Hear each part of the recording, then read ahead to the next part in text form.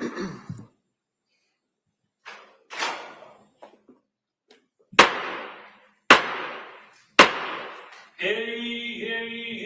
all persons having anything to do before the Honorable William Sullivan, Justice of the Superior Court now sitting in Plymouth, within and for the Commonwealth. Draw near, give your attendance, and you shall be heard.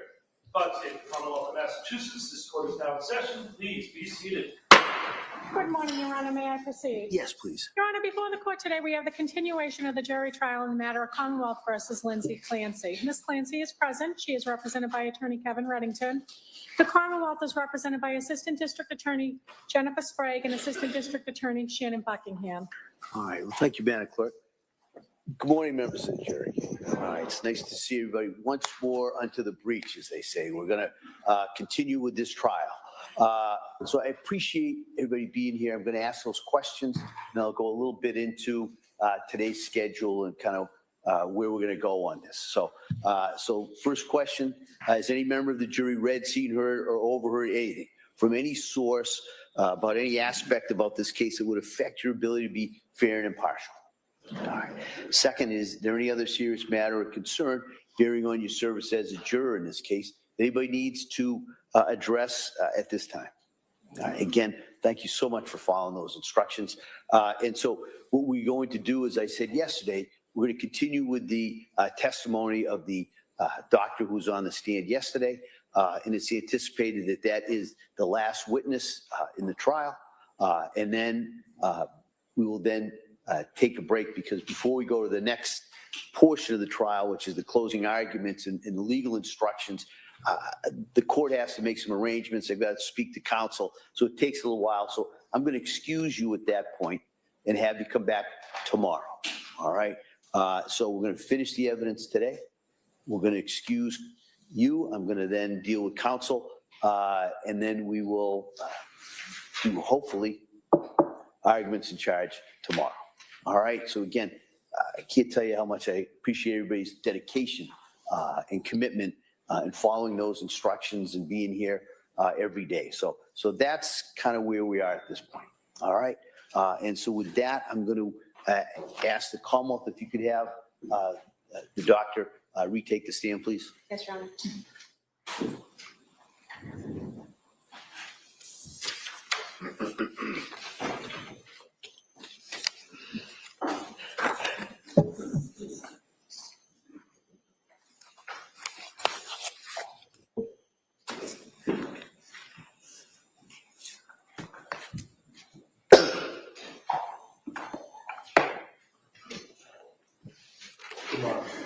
Stop right there with you right after the front, please.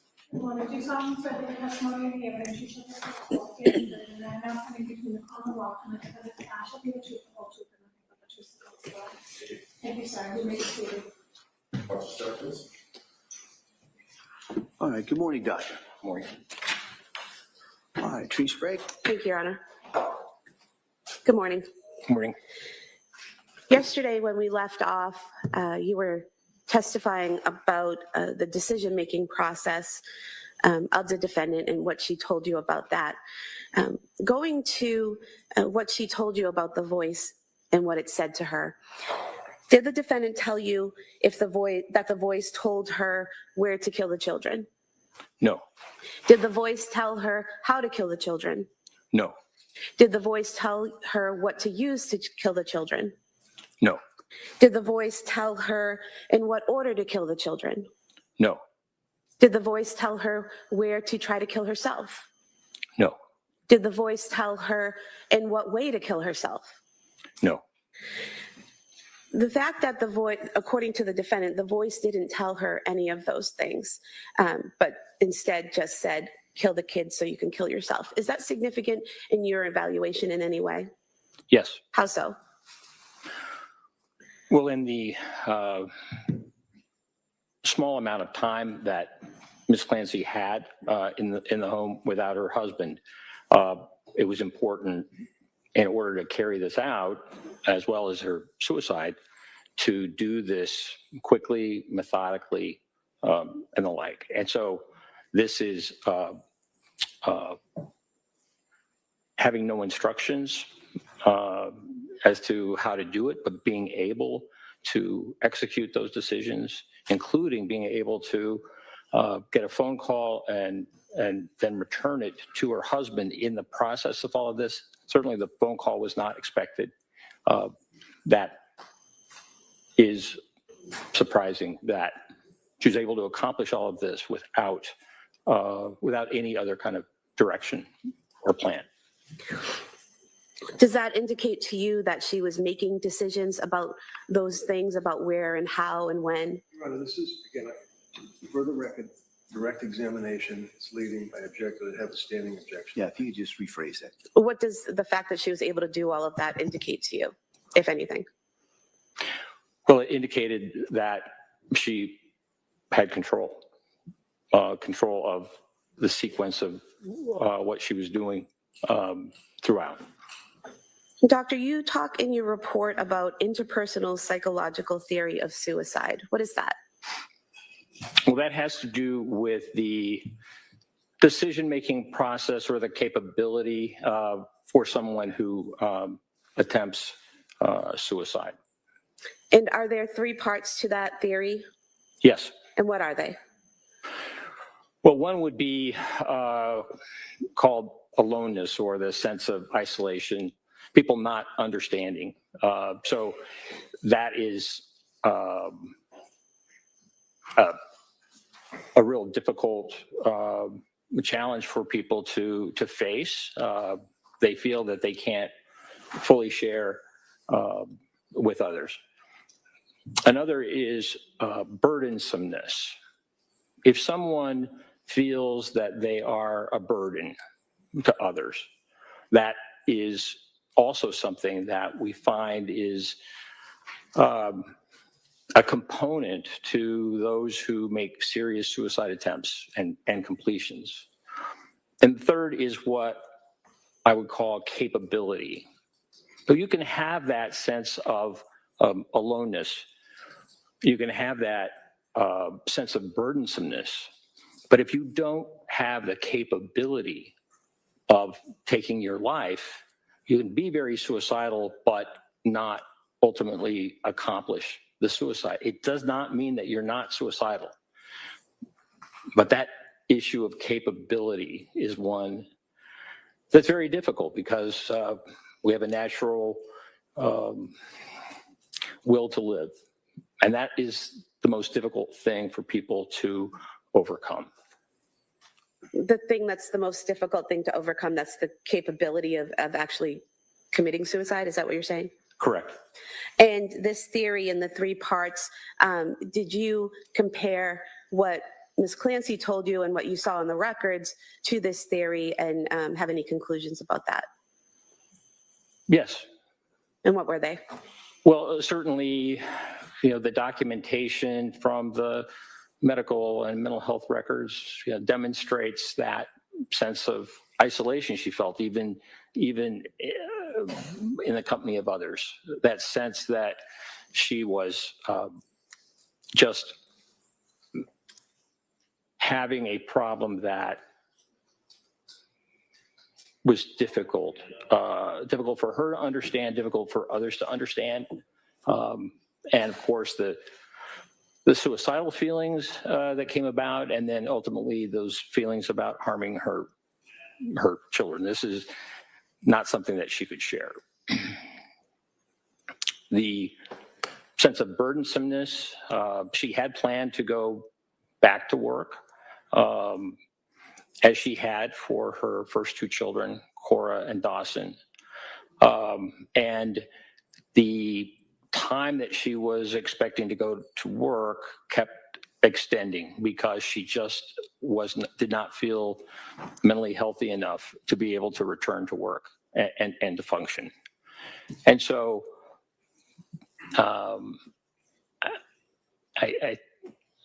in some of the documentation where she filled out concerns and was asked about the kind of stressors in her life, she indicated that financial was one of the stressors that she was encountering. So to believe that her brain had been damaged, that she was not able to do what she loved, which was labor and delivery nursing, but also not in a position to help support the family really was would be a burden for anyone, and certainly that sense of burdensomeness was something that I believe she was experiencing. And then the last component, capability, I truly believe that her suicide attempt was very, very serious, which is why she employed 3 different methods. The fact that the use of the knife and the lacerations were not deep doesn't mean that she wasn't intending to kill herself with a knife. But oftentimes that, as I mentioned, is the most difficult thing. So I think the employment of the 3 different avenues, locking the door, and also not being dressed for the cold, indicate to me that this attempt was very, very serious, despite the fact that the use of the knife was not successful in cutting her arms, cutting her neck. And so, doctor, in terms of the cutting on the arms and the neck not being sufficient to cause death, is that what you're referring to? Is that as someone faces difficulty or an inability to be capable of actually following through to commit suicide? Correct. So in this case, it's your opinion that she was trying to commit suicide but struggling with that 3rd capability issue? Correct. Now, you testified yesterday about the intrusive thoughts that Ms. Clancy was having about harming herself in the fall leading up through December into January. And those thoughts at times, would it be accurate to state that Ms. Clancy reported at times that taking Ativan helped with those thoughts? Yes. And was there anything significant in your review of the case in terms of her reporting that Ativan helped her with those thoughts? Yes. How so? So Ativan is lorazepam, a benzodiazepine. This is a medication that is very helpful for treating anxiety. It also can help relax people, help them sleep, which was very helpful to Ms. Clancy. And she stated that when she had the intrusive thoughts, taking the Ativan resolved those thoughts. And I think that's significant because it's not a medication. Ativan, lorazepam, is not an antipsychotic medication. So it's not meant to treat psychosis, to make people feel more calm. And sometimes it's used for people who are having significant symptoms. But in terms of actually treating psychosis, making a voice go away, it's just not designed to do that. And doctor, did the fact that the intrusive thoughts went away when taking the Ativan, according to Ms. Clancy, give you further evidence that it was in fact internal thoughts and not an external voice? Yes. Now, if someone is experiencing psychosis and is experiencing command hallucinations, can that person still know the difference between right and wrong? Yes. How so?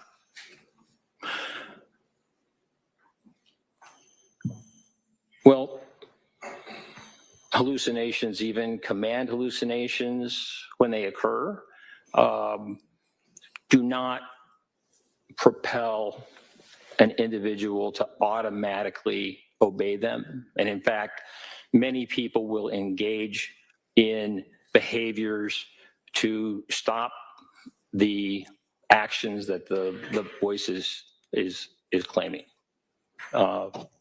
That's something that makes sense, particularly when the command is just so serious and so against someone's values. So it's possible and common for people to engage in behaviors to avoid doing what a command hallucination is saying. And doctor, is it possible for someone who is experiencing psychosis and command hallucinations to conform their behavior to the law? Yes. And how so? Is it basically what you were just telling us? Yes. If someone is having a command hallucination to do something out in public, but there is a police officer nearby, it certainly is possible for that person to choose not to engage in that behavior because of the consequences. Even though a voice might be saying this, there's other decision-making going on based upon the environment. Now, doctor, in your evaluation of Lindsay Clancy, did you come to an opinion to a reasonable degree of medical certainty as to whether or not she was suffering from a mental disease or defect on January 24th, 2023? Yes. And what was that opinion? I believe that Ms. Clancy was suffering from a mental disease or defect, and I felt that based upon the presentation, a bipolar 2 diagnosis seemed to make the most sense given the symptoms of insomnia that she had that were precipitated by the Zoloft. And this was just very, very significant. And while it didn't fulfill all the criteria or many of the criteria, if she were a patient of mine, I would diagnose her as bipolar 2 because I would want to make sure that any doctor who saw her afterwards would be very wary of using an SSRI antidepressant in treating her. And doctor, you mentioned the drug effect, Zoloft had an effect, and SSRIs might have an effect. Is there a difference when you're treating someone and they're taking medications between being over-medicated and having an adverse reaction to medication? Yes. And what is the difference? Well, when we think about side effects, that is an example of a medication having a response. Now, sometimes we have side effects when we're not necessarily over-medicated, but we put up with those side effects. When there is too much medication, certainly we can experience those side effects. For example, over-sedation, or there are some medications that can cause stimulation, so people are not able to sleep.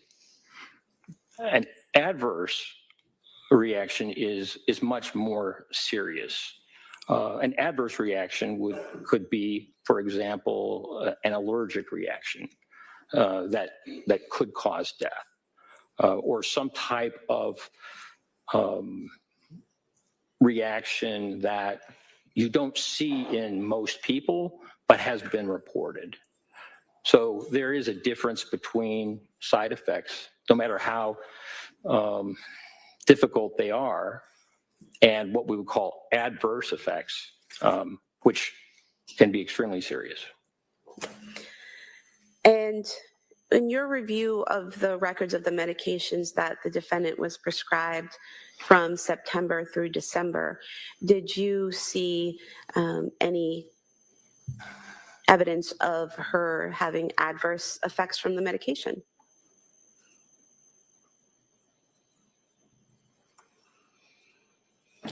Well, the insomnia secondary to the Zoloft was very concerning to me, and it would mean not just cutting the Zoloft back, but stopping it. I would say that the Zoloft was in precipitating insomnia. I mean, she reported 48 hours straight of not being able to sleep. that was an adverse effect. And an adverse effect really requires one to stop the medication. And that is what Dr. Jennifer Tufts did with Ms. Clancy, correct? She had her stop the medication? Correct. And in reviewing those records again from September through December of 2022, did you see any evidence that Ms. Clancy was over-medicated?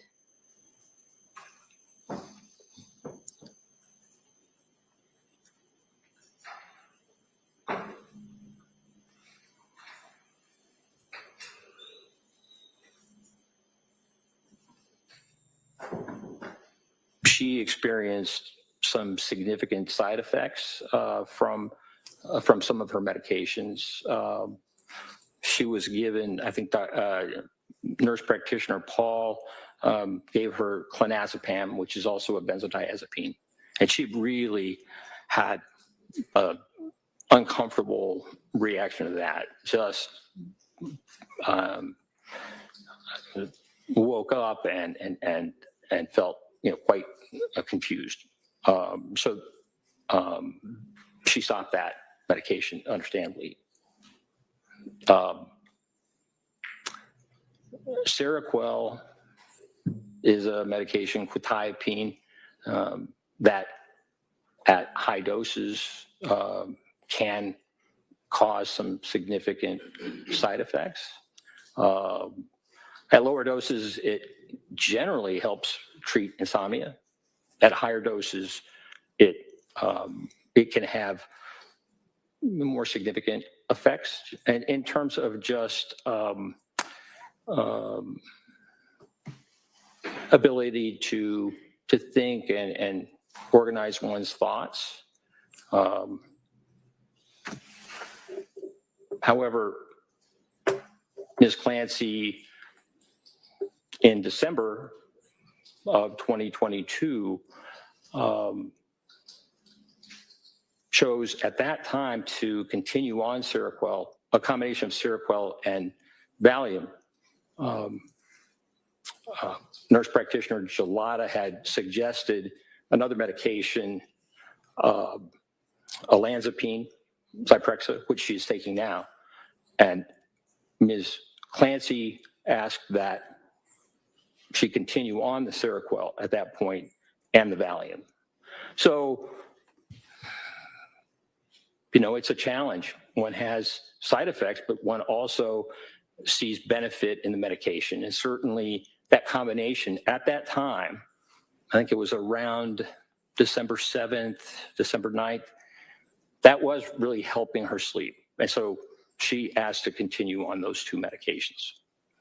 So I guess when I ask about over-medication and you talk about the side effects of the medication, there seems to be a disconnect between maybe what a lay person calls over-medicated versus what the medical definition of that is. So is what you're saying that being over-medicated medically means having side effects to the medication?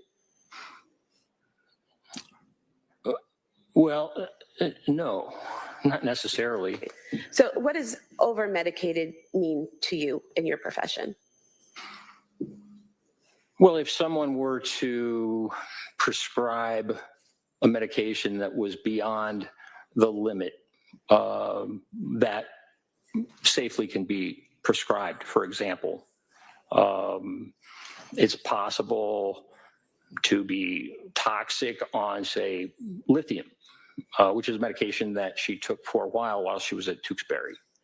And if I were prescribing, say, 1,200 milligrams of lithium twice a day, and her lithium level was toxic, as it would likely be, that would clearly be an example of over-medication. And did you see any evidence of that scenario in the defendant's records that she was prescribed too high a dose to make her be at a toxic level of any medication?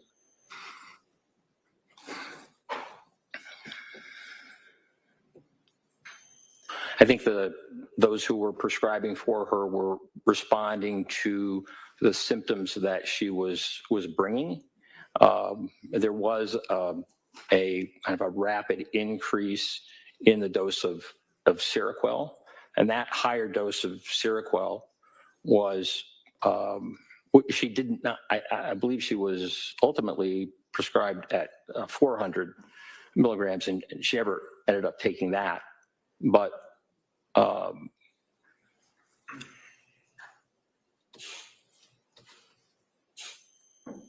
as a clinician, we do our best to try and treat symptoms. So, Doctor, did you Next see? question.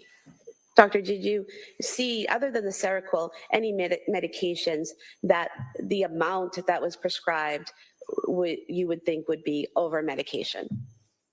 No, And then the Seroquel itself, you said she was prescribed up to 400 milligrams, but she reported that she never took that amount, correct? correct. And after her stay at McLean Hospital, she had been weaned off of the Seroquel, correct? That's right. And the only medications immediately after leaving McLean Hospital were trazodone and Valium, correct? Correct. Dr. Tufts added a medication as a result of her appointments with the defendant in January. Is that correct? That's right. And what was that medication? That was amitriptyline, also known as Elavil. And you saw that what the initial dose of that was, correct? Correct. What was that? The initial dose from Dr. Tufts was 10 milligrams. Is that a high dose for an adult? No, it's the very smallest dose possible. And then did Dr. Tufts increase that dose? Yes. And when was that? After a week, she increased the dose from 10 milligrams to 20 milligrams. And is that a significant increase in the dose? No, Is 20 milligrams a significant or large dose for an adult? not at all. 10 milligrams or 20 milligrams of amitriptyline, is that something you could even prescribe to a child? Yes.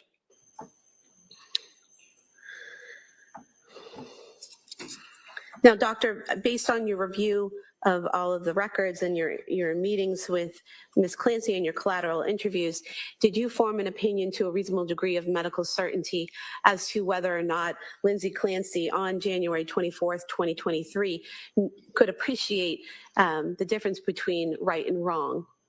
Yes. And what was that opinion? My opinion is that she did have the capacity to appreciate right from wrong. And what do you base that on? Well, on a number of things. Ms. Clancy had just met with her psychiatrist, Dr. Tufts, the day before. And in that discussion with Dr. Tufts, as documented, she denied suicidal ideation, and she also denied thoughts of harm to others. And also there was an ongoing conversation regarding future possible treatments, esketamine or TMS, which I spoke about yesterday, that could be employed to help her. Also, with regard to the appreciation between right and wrong, the planning involved prior to the strangling of her children, I thought was significant. The searches for distance of 3V, the searches of CVS, all done prior to her sending fairly late in the afternoon a text asking her husband if he didn't mind takeout from 3B and then adding on. So that planning, that preparatory planning, I thought was significant. The avoidance of witnesses. You know, a witness during a time when one is committing a crime can intervene, not just report, but also intervene. And so the fact that this was done without any witness present during a time where she had asked the potential witness to go on a longer errand, also I thought was significant. concealment is another thing that I think indicated an understanding of right and wrong. I mean, the children were strangled all in the basement. And according to Mr. Clancy, the door to his office had been closed when he arrived to the basement.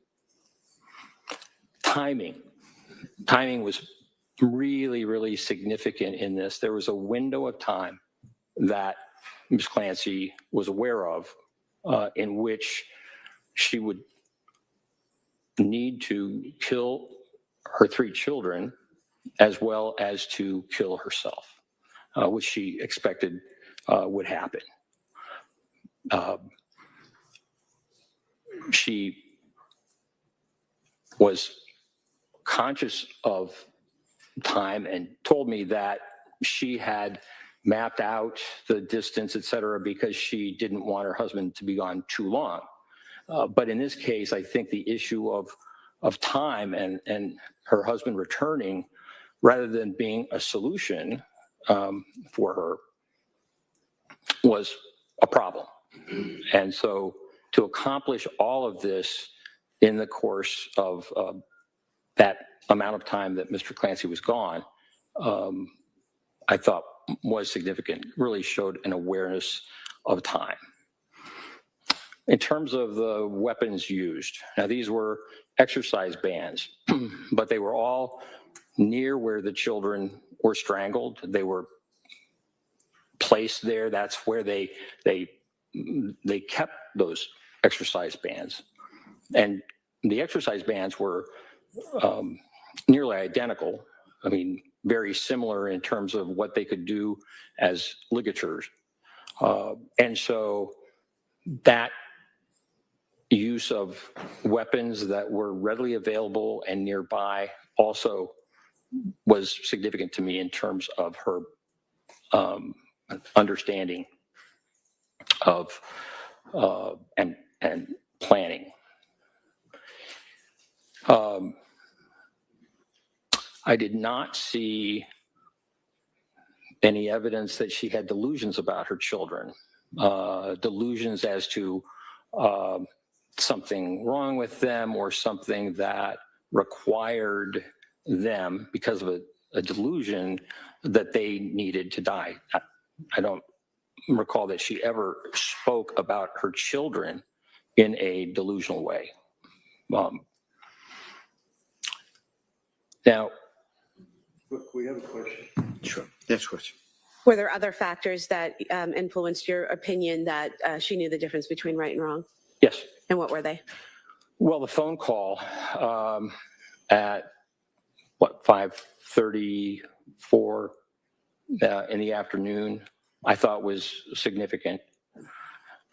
So Mr. Clancy was at CVS and he called his wife, and she did not pick up. She did not answer, but she called him back and had that ability to deviate from what she was doing to be able to respond, and so had the presence of mind to do that, but also to conceal from him what was going on.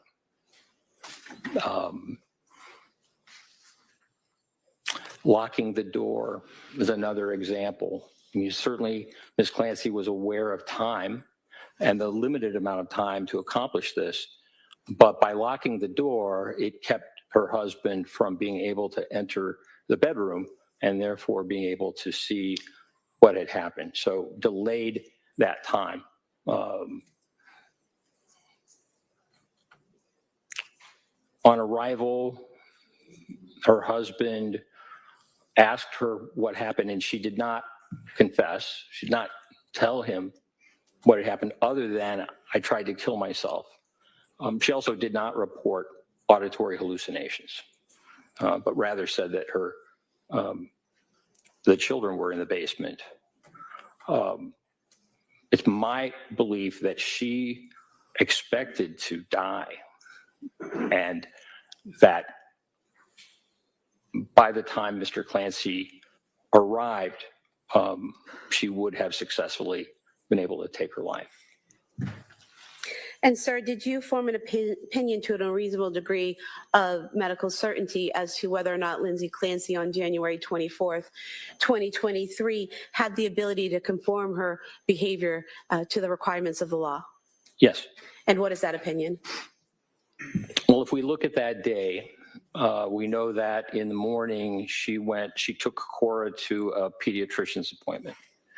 And all physicians receive training in psychiatry, no matter what specialty they go in. That's part of medical school. And so, like other doctors who had seen her who were not psychiatrists at appointments and whatever, the pediatrician also did not notice any unusual things about her. She did not, she was able to conform, right, to the type of behavior that a concerned mother would engage in. She was able to drive to the pediatrician's office and then back. And the day was really one of significant control. The activities that she engaged in that day, spending time with her children with Play-Doh, taking them outside to build a snowman, sending photographs of the children to her mother, to her husband on Instagram, fixing lunch and also fixing dinner for the children. So the activities of that day were controlled, as were the activities in terms of the planning that we already mentioned. So throughout the day, I mean, she was methodical and quite controlled and organized, even in that space of time that was short. There was a lot to do in terms of killing her children and also killing herself. And I would say that the last point with regard to conforming to the law is that when she received the phone call from her husband, she did not report to him that she was in distress, that she was having hallucinations, that she needed help. So with that phone,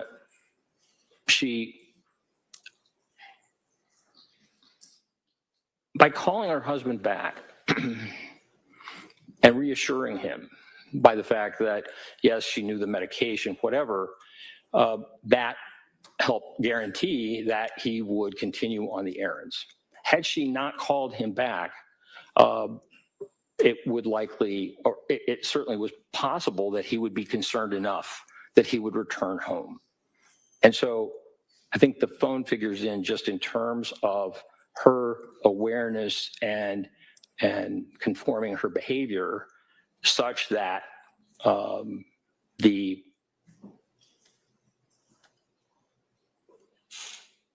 strangling of her children could be concealed. And doctor, did you form an opinion to a reasonable degree of medical certainty as to whether Lindsay Clancy on January 24th, 2023, when she strangled her children, was criminally responsible? Yes. And what is that opinion? Yes. It is my opinion within a reasonable degree of medical certainty that Ms. Clancy was criminally responsible.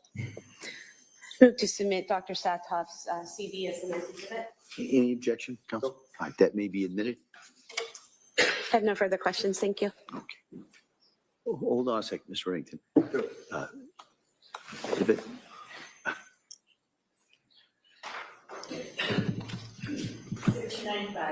Thank you. All right, counsel. Morning. Good morning.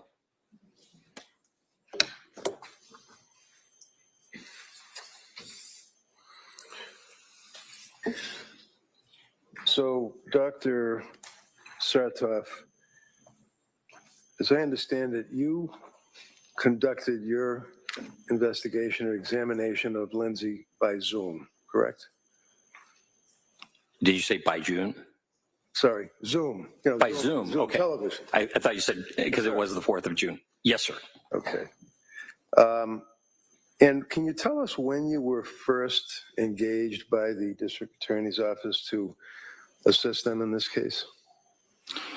I first was informed about the case, I think in January or early February of 2026 of this year. The final contract with the university was not completed, as I recall, until April. And is that a matter of significant import when you're engaged in evaluating a young woman that's charged with triple homicide and you're hired by the government? The fact that there's a contract that wasn't signed by your school? Well, sometimes it's a long process that I don't have any control over. Sure, I understand. I've seen those kinds of things take a while, take longer than one would necessarily want. So the contract with your school that you're talking about would be the contract for your compensation, for your opinion? Well, I would never be contracted for an opinion. Okay. But You're getting paid, right? No, I'm getting paid a salary. Yes. The university is getting paid. And the university is deriving a benefit monetarily from your testimony or working on this case for the DA, right? That's right. All right. And how much did the university get as a result of your involvement in this case? I don't know what the hourly rate is that they charge. So you don't know what the hourly rate for your time is, right? Correct. You don't know how much money was paid by the district attorney's office to the university, right? Correct. You don't know how much money will be paid for perhaps yesterday, today, whatever, balance billing. You don't know that either, right? That's right. You were retained or engaged in January of 26, right? Yes. This is an incident that occurred on January of 23, right? Yes. In January of 23 to January of 26, 3 years That's right. to being engaged on the case, right? Correct. And when you were engaged on the case, at some point, the university must have been out of the picture and you must have started to communicate with the DA's office, the police, or whoever. That's right. And you knew about this case. It had a significant amount of publicity, right? Yes. Did you know that other doctors on behalf of the district attorney's office were being hired to also evaluate Lindsay?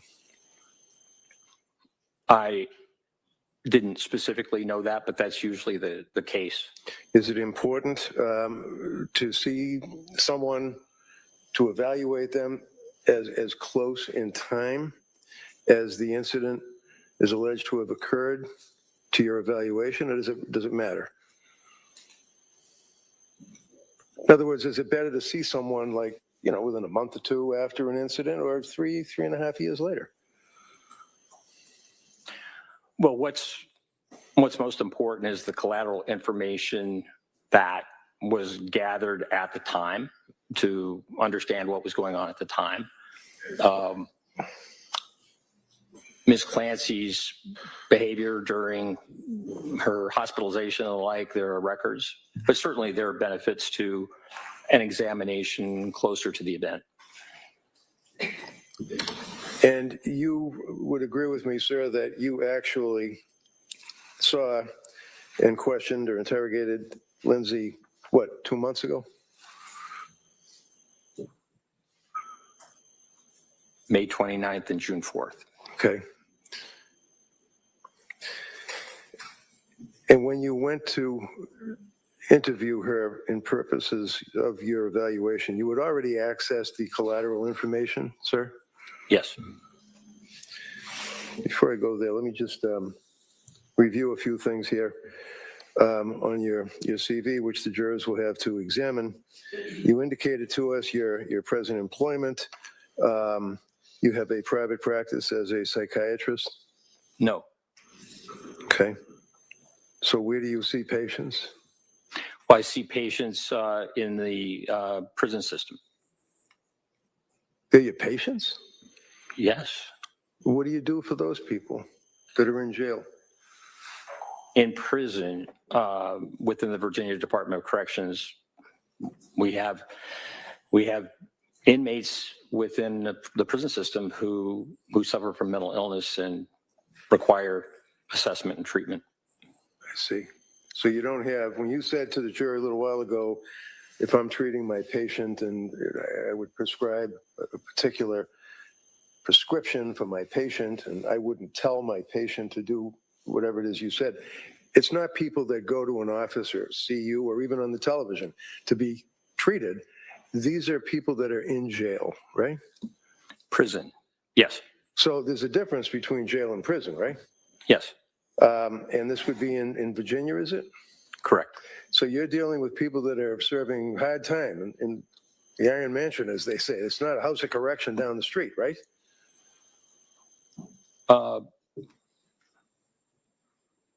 I see patients who have different varying sentences.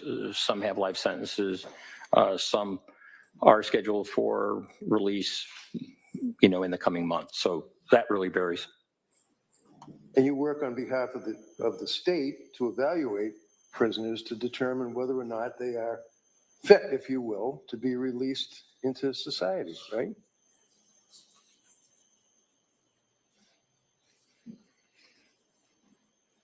Once someone's sentence is over, the only way that they could be continued within a prison system would be to be committed to a psychiatric hospital. And I would say that in the 34 years that I've been treating inmates who are patients, I can only recall 2 times where when discharge came up, their condition was such that they required to be civilly committed because of mental illness. And when you are talking as a forensic psychiatrist evaluator, would that be on behalf of the BOP, Bureau of Prisons? I have consulted with the Bureau of Prisons on just a few occasions, but Okay. Bureau of Prisons is federal, and Yeah, I know that. most of my work has been with state. Okay, but on your resume, sir, you indicate from 2019 through the present, that's a number of years, that you have been employed or engaged as a forensic psychiatrist evaluator on behalf of the United States Bureau of Prisons as it relates to probation or parole. Is that in your resume? Yes. And that means, sir, that you evaluate inmates that are trying to get out of jail, and you would evaluate them to determine if they're appropriate for parole, right? No. Okay. So when you indicate on your resume from 2019 through the present, you're employed as a forensic psychiatrist evaluator for the United States Bureau of Prisons. How many of these evaluations did you do in the years from 2019 through 2026? 7 years.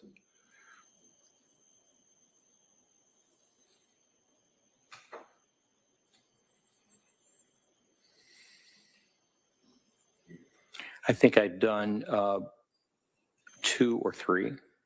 2 or 3. Yes. Okay. 2016 through 2022, you're engaged as a consultant psychiatrist for the Elson Student Health Center. What is that? That's the Student Health Center at the University of Virginia. So that serves students who are at the university. And like what? I mean, do you evaluate them? Do you treat them? Do you analyze them? What do you do for college students?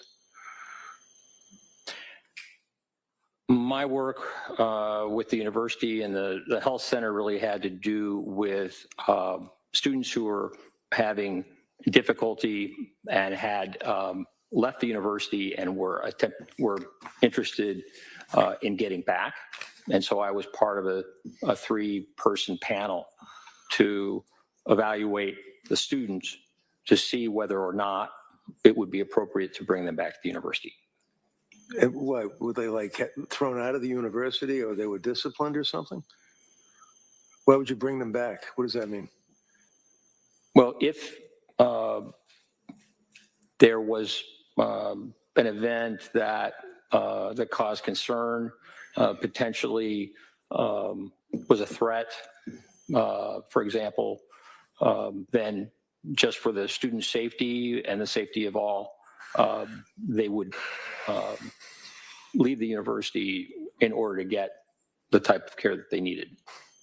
And then if they want to come back, then I was part of a panel that would evaluate these students and make a determination about whether it was safe. So these for are them the to come students. back. I'm sorry, I cut you off. Go ahead. Yeah. No, that's all right. Okay, these are students, right? Correct. In college, right? That's right. That have been thrown out or disciplined or suspended or something, and they're trying to get back into school, right? That's right. And when the parents of the students come, they retain you to advocate on their behalf? No, No, you work for the school, right? correct. You evaluate them and then back the school up so that these kids can't get back into the school, right? Can you ask that question again? No, that's all right. 1999 through the present, you work for the United States Department of Justice, the United States Department of State, right? Yes. Okay. And that would be the United States Attorney's Office, the prosecutors. Like, they're the state prosecutors, you get federal prosecutors, right? Well, federal prosecutors and defenders. I've worked with both. Well, the defenders certainly don't work for the United States Department of Justice or the United States Department of State, do they? I was on the impression that federal public defenders were under the umbrella of the Department of Justice. No, that's called the CJAC. That would be a totally different group of people. Those are people that defend people to try to have them not be abused by the system, if you will.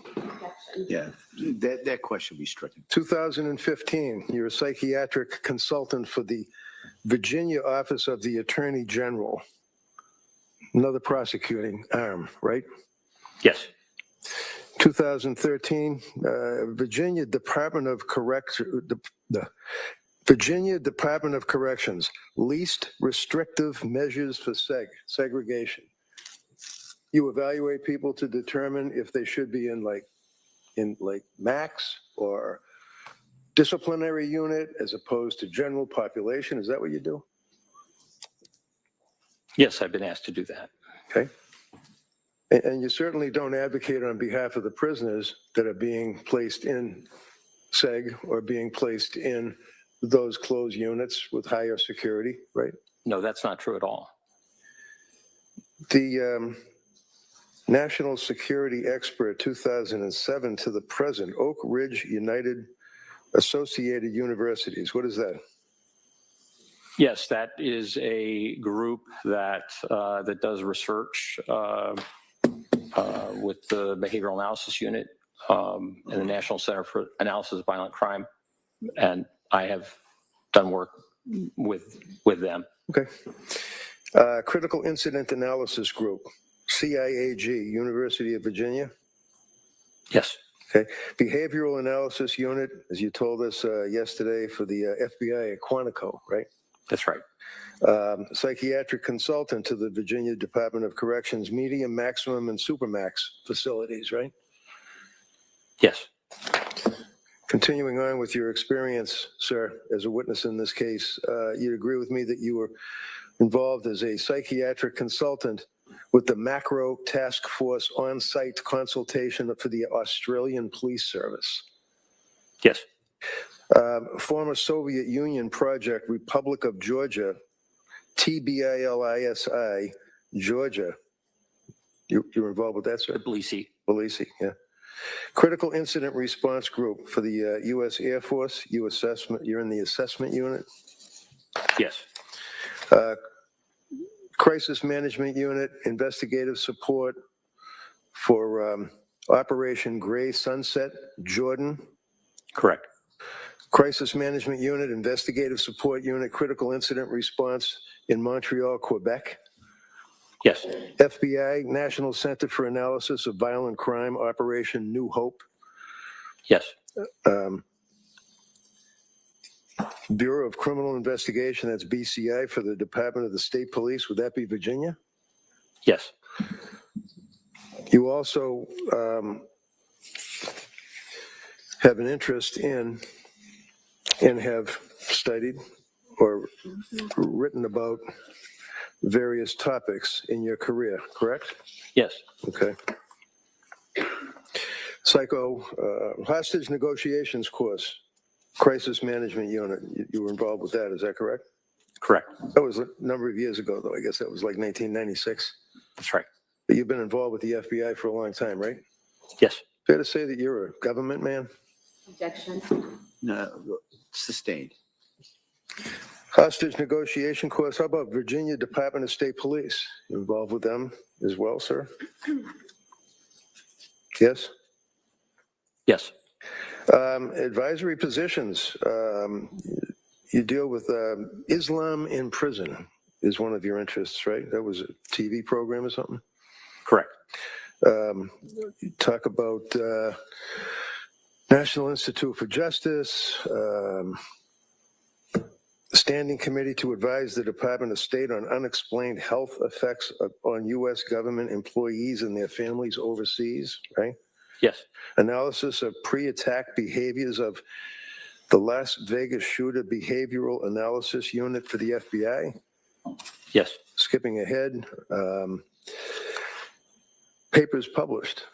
Now, when a doctor or a psychiatrist, or any doctor really, I guess, publishes a paper that's of interest to other doctors or people, that's called a learned treatise, right? Peer review? Yes. Okay. Can you tell me, what is peer review? What does that mean when you're dealing with a person's focus and interest in writing about what they're focused on?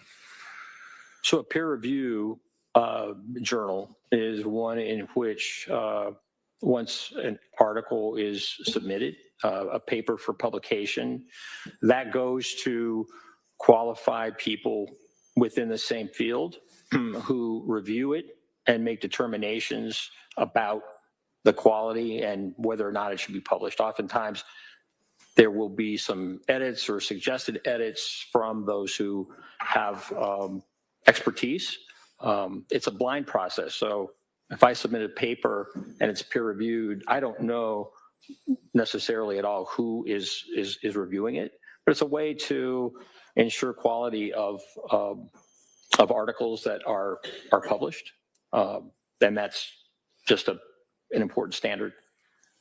So it's kind of a rigorous standard to make sure that what you're writing about is reliable and would be helpful to others that are interested in it, right? Correct. Okay.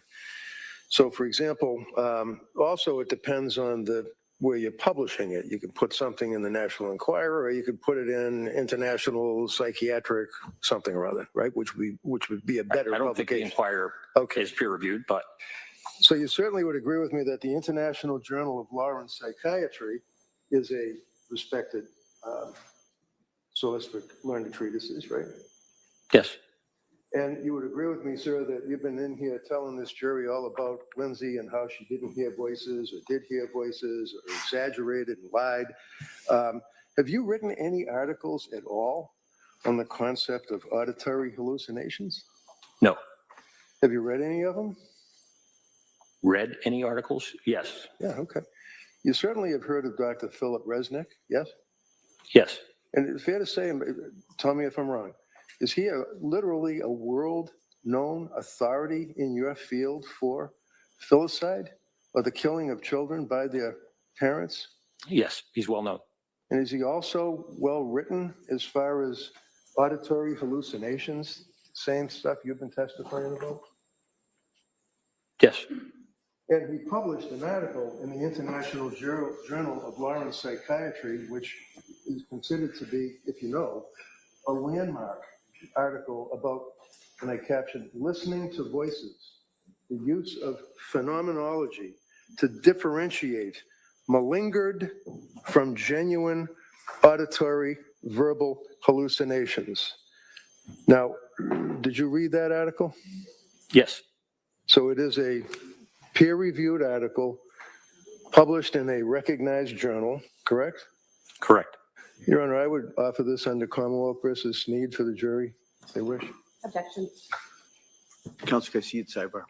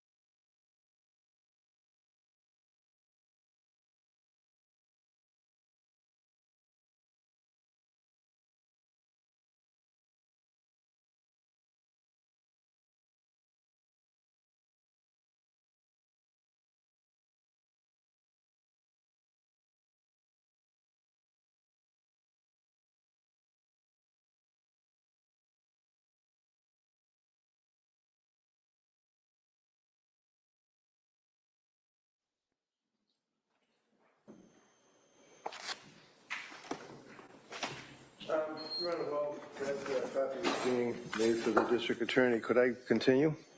Sure. Thank you. Leaving aside peer review article and the article written by Dr. Philip Resnick, sir, for a minute, papers that you published, and you have in your resume, it says peer reviewed. So that's just what we were talking about, right? That's right. All right. Using the moral situational action model of extremist violence to assess fluctuating levels of risk in women, the relevance of risk promotive and protective factors. What does that mean, levels of risk in women with extremist violence?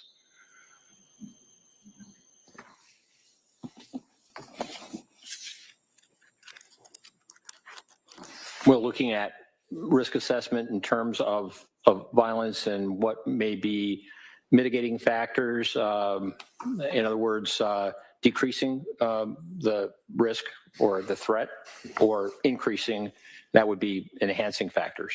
But this is looking at a group in terms of research. And it's research about women that are involved with extremist violence? Yes. Okay. Assessing, strike that. Using the moral situational action violence risk model for assessing women involved in extremist violence, an empirical study. Is that a similar article? Yes. Operationalizing theory, a moral situational action model for extremist violence. That would include guys plus women, I guess, right? I'm sorry. That would include men plus women, I guess, right? Because it doesn't Yes. say women.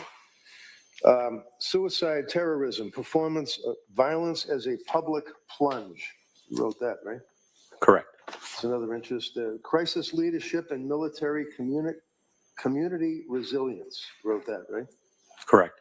Painting by numbers, capturing the pathology of socio-political conflict, dealing with depression amongst Palestinians. You wrote that, right? Correct. Psychological challenges of bioterror. You wrote that, right? Correct. Trauma and intergenerations transmissions in Kuwait. You wrote that, right? Yes. Recognizing borderline personality disorder in the family practice setting. You wrote that, right? That's right. Mortality among elderly patients discharged from a state hospital. It's one of your interests, right? That's right. Postpartum psychosis induced by bromocriptine. That's the one that you told the jury about originally that you published 40 years ago, right? Yes. Okay. Morality and the radicalization of women. What is that? What was that all about? Could I be refreshed with that? I'm Sure. It's just, I mean, you can look at your resume if you wish. I'm just going through it. It's under B, books and chapters. This one is the first one, and it deals with radicalization of women. A handbook, I guess, for terrorism studies. You remember that? It's only 4 years ago. Yes. Okay. Application of big data for national security, a practitioner's guide. You wrote that, right? Correct. I was one of 4 editors. Crisis Guide of Psychoactive Drugs and Poisons for the Crisis Negotiation Unit. You wrote that, right? That's right. International Handbook of Threat Assessment, right? Yes.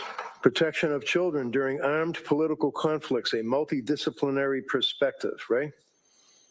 Yes. The Negotiator's Guide, like when somebody's locked in a building and they're threatening to kill people or something, the Negotiator's Guide to Psychoactive Drugs, 2nd edition. You wrote a chapter on that, right? That's right. The Negotiator's Guide. And it goes on and on with the negotiators and things like that. Terrorism negotiators, right? It's fair to say that's your focus? Correct. Well, I know you can talk about postpartum, but I mean, I'm asking you if your resume that you prepared, I imagine, well before you were hired by this DA's office, sets forth your interest, right? Yes. Okay. The characterization of negotiation as trying to stop killers is not accurate. I'm probably wrong. Comprehensive. I apologize. You see it on TV, the negotiators, and they're trying to help people that are being kidnapped On a bridge, On in a bridge, crisis, yeah, something like okay. that. So Just a few more, Dr. Panels and symposia.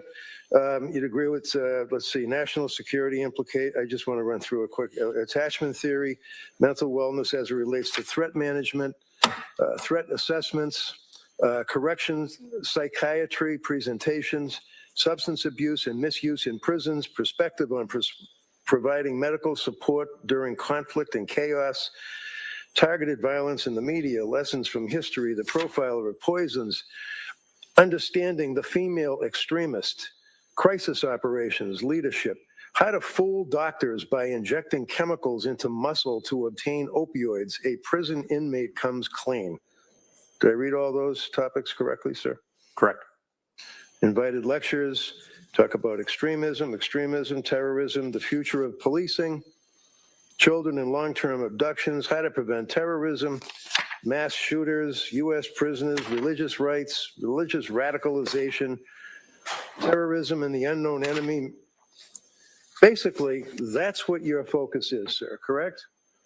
No. And that's coupled with your experience of the 2 people or so that you recall dealing with in your, it's not a practice, but working for the Bureau of Prisons or the state for Virginia, the people that are in jail. That is the sum total, to be respected, of Dr. Saathoff, correct? I mean, you treated two people. You've written a lot about terrorism and other issues that we went through. That's not at all a correct Oh. characterization. Oh, I'm sorry, because I read your resume, right? Yes, Okay, and I related what you indicated to the jury, your experience when I asked you about patients or treating people. I said that right? I've been treating patients and I continue to for the last 40 years. Now, in all of your experience, sir, have you ever treated a woman suffering from postpartum psychosis? Yes. When?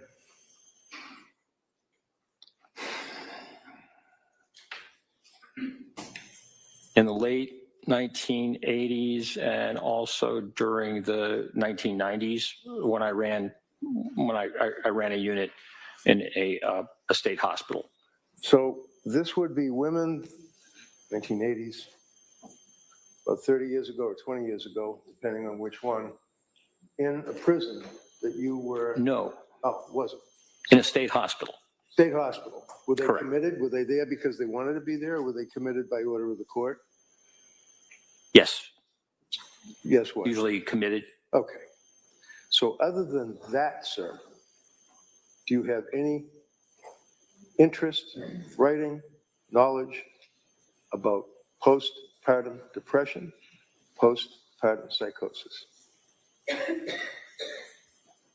Well, it really is a requirement when you assess and treat women to be aware of their histories and making determinations. So that has continued really throughout my career, What did men you- and women. What did you just say? Can you repeat that again? You're treating women with what? Treating women with psychiatric problems, serious illness, psychosis. So when you defined for the district attorney the concept of, let's say, psychosis yesterday, were you referring in any degree to a woman who has had a baby and is in a period of postpartum depression, shall we say? Yes. Okay. And when and how were you treating those people? That was during the period of 15 years when I ran a unit of men and women who came in with serious psychiatric symptoms. So what would you do? Would you analyze them? Would you talk to them, counsel them? What would you do while they're in the hospital? Well, do a full assessment with a multidisciplinary team and make determinations about proper treatment, proper therapy, medications, and the like to treat the symptoms. And generally, what would the symptoms be, sir, in your experience? Symptoms of postpartum depression? Yeah. Okay. Well, certainly within that period of time around birth or after birth, the DSM has a 4-week period. Others expand that to as much as a year. But certainly depressive symptoms postpartum are similar to the symptoms that you see in a regular depression. You can have suicidality, you can have guilt, changes in appetite, changes in weight, changes in concentration, changes in physical activity. You can also have significant problems with sleep, either sleeping too much or not enough. So these are depressive symptoms that come in the postpartum period and require assessment and treatment. Are you aware, sir, in your practice or studies of the number of women that commit suicide during the postpartum period? Are you aware of that? I can't quote you a figure. Do you have any clue at all? No. Would you agree with me, sir, that one of the unfortunate components of a woman who has had a baby and is suffering from postpartum depression and living with it, that can, on a dime, turn into postpartum psychosis very quick, right? It can be rapid. And you indicated, sir, that there, according to the DSM, is a 4-week cutoff for symptomology, and then you mentioned that there are others. Is it the World Health Organization that you said that talks about a year? Correct. There are some other psychiatric organizations that talk about different periods of time, 6 weeks, 8 weeks, right? Correct. So when a woman is dealing with these symptoms and goes to a doctor, or even you, when you're treating, as you indicated 15, 20 years ago, you were treating, is it important to take a blood test? I'm sorry, can you repeat that? I'm sorry, my bad. Is it important to take a blood test? Is it important to take a blood test? Yeah, you just went through the whole thing about we're going to have the team and they're going to evaluate and we're going to prescribe. I'm just asking, is it important to take a blood test of the patient? It can be. Based on what? Based on the presenting symptoms, based on the history, based on medical history. For example, if someone has recently been in a hospital and been treated, there may not be a necessity for drawing blood again, depending on the types of symptoms that you encounter. It's not a standard that everyone who presents to a psychiatrist requires blood tests. So if you're a psychiatrist who's been practicing private practice for about, I don't know, a month, maybe 2, and is prescribing antipsychotic medications, selective serotonin reuptake inhibitor medications, benzodiazepine medications to a young woman who is complaining of what the young woman perceives to be difficulties postpartum, is it important to take a blood test to find out what, if any, prescription drugs they have on board in their system? To check and find out, do you say what drugs are on board? Yeah, I mean, you're treating this patient, right? And they're coming off the, hypothetically with you, but they're coming off the street to see a psychiatrist for help, right? Yes. And if they're already been prescribed drug after drug after drug by a particular doctor with her 2 months of robust experience, is it a fair statement that you should take a blood test of that person? Well, it really depends on the medication. There are some medications that really require blood tests because of levels and the like. Many psychotropic medications are not there's not an easy test for the amount of medication in the system. So it depends on the circumstances, and it depends on the medication. I mean, for example, lithium or carbamazepine or valproic acid, those are all mood stabilizers. Certainly taking a blood test would be very important. So it depends. Depends. Can I just ask you to spell those 2 drugs that you just pronounced for the stenographer, please? Carbamazepine. Yeah. Carbamazepine.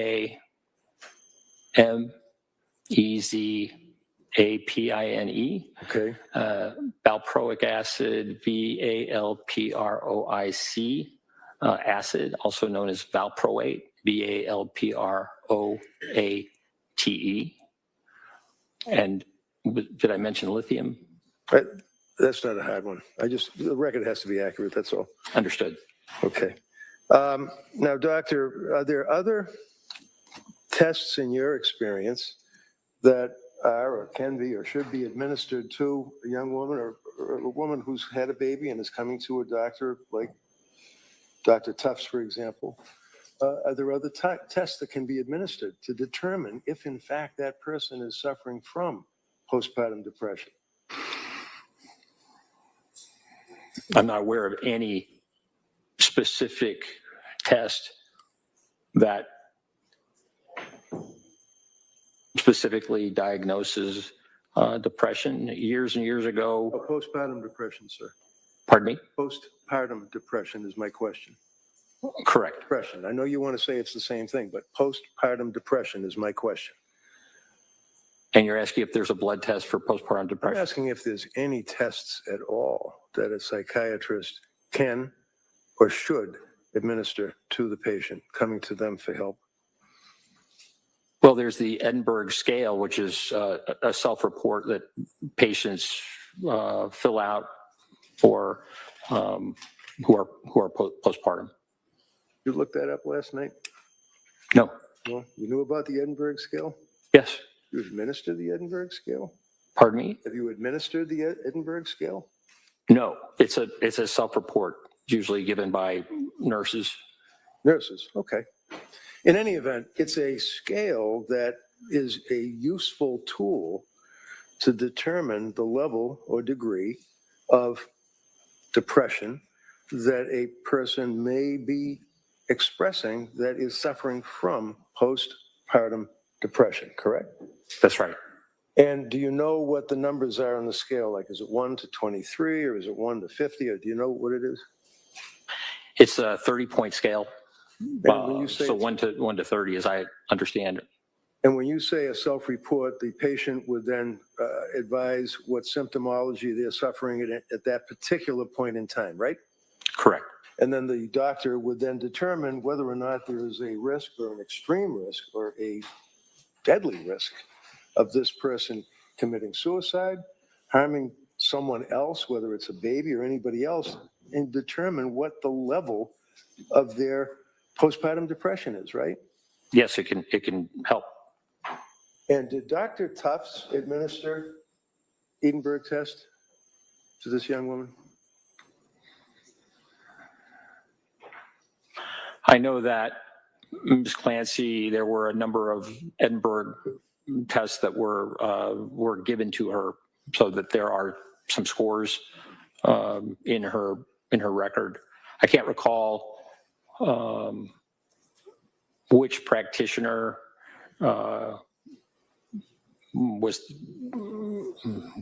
gave her the Edinburgh test, but I do recall that there are a number of scores within her medical record. Right. And what was her highest score? The highest score that I recall was 23. 23 out of 30, right? Correct. And over 15, the patient is in pretty serious trouble, right? Over 15 is concerning, definitely. Right. And she was 23. Right? Yes, I believe so. I think they ranged from 19 to 23, just Right, from my they memory. increased as time went by, right? She was getting worse, Correct. right? Yeah. All right. And in addition to the regular blood test, which costs like, I don't know, about $100 to administer a blood test to see what somebody's got in their system. It's not a lot of money, right, for the insurance company. I just didn't hear you. Blood test. It's not a lot of money for an insurance company to pay, right? To cover. Correct. Okay. So do you feel that it is reasonable medical procedure for a psychiatrist dealing with a woman who is expressing under the Edinburgh scale off the charts or serious trouble, who is on medication, as we went through? The antipsychotic drugs, the SSRI drugs, the amitriptylines are at the end of the period of treatment with these people, the benzodiazepines. It's helpful to take a blood test, right? It can be. And is that, in your opinion, sir, to a reasonable degree of medical certainty, a step that should be taken by a competent doctor? That taking blood tests can be appropriate, yes. And then there's an additional blood test that you can use when you're dealing with a woman who's suffering from postpartum depression or coming to the doctor for help and they have significant narcotics or prescription drugs in their system, and that would be an enzyme test, right?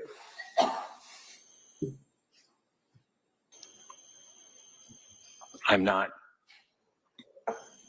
aware of an enzyme test being typically available or used. Well, it costs a lot of money, doesn't it? Like it costs a couple of grand? I don't know. All right. In any event, sir, are there any other concerns that one would have if they're competent and they're treating somebody that's come to them for help in addition to a blood test and perhaps enzyme test to determine the metabolizing aspect of the person's system, metabolizing or processing these drugs that are in their system, the enzyme test? Are there any other tests or concerns that you have with a woman whose postpartum depression complaints come to your doorstep? Well, depending on the presentation, sometimes it's helpful to check thyroid function. That can certainly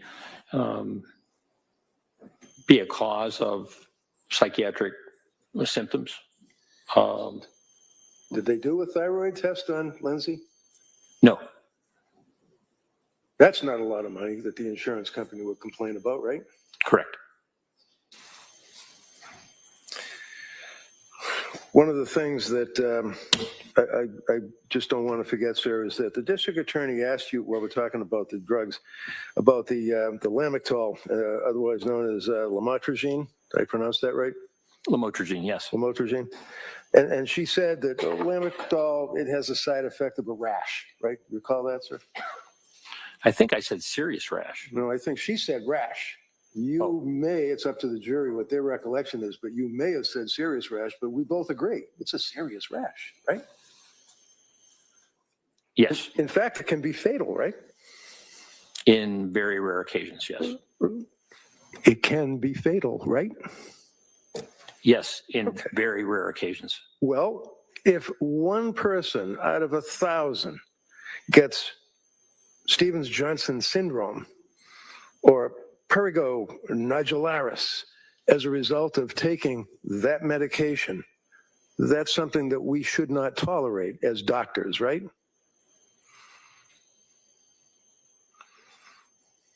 Risks and benefits are something that every physician, every prescriber needs to think about. So you've heard of, as it relates to Lamictal as a prescription drug, what's called 10. You've heard of that, right? As a side effect? Yes. And that means what? It is a pretty severe reaction of the skin, as I recall, causing blistering. I mean, it's very significant.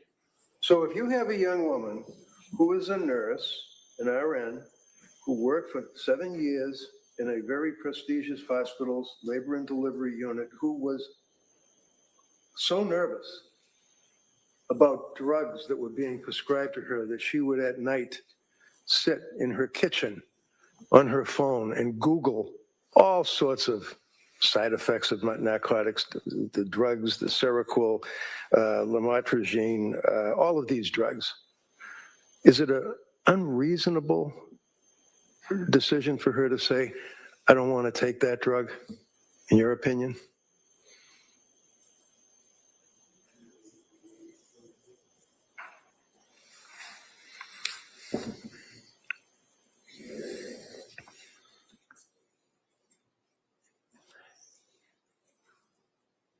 It seems like you're asking, is it reasonable to decide not to take the drug? Yeah, that's what she did. That's what you told us yesterday. That's what the DA asked you yesterday, right? It was a decision that she made. And in your opinion, sir, after we just went through all of this with the TENS, with the toxic epidural necrolysis and all the rest of that, and she's a nurse, and she's looking up these drugs that she's being prescribed and says, I don't wish to take that drug, in your opinion, to a reasonable degree of psychiatric certainty based on your experience, is that a reasonable decision for her to say, I don't want to take it? the benefits of that drug are profound, and millions of Americans take that medication and find it to be very important for them. Doctor, you're an intelligent man, you're a doctor, you've got a lot of experience dealing with the prison system. We've already gone over all of that. You understand my question, don't you?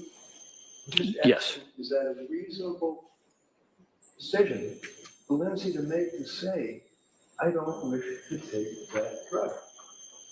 Based on all the side effects, whether or not it's rare that people die, whether or not it's rare that they break out on their skin with these permanent lesions and bleeding pustules, is it reasonable for her to say, I don't want to take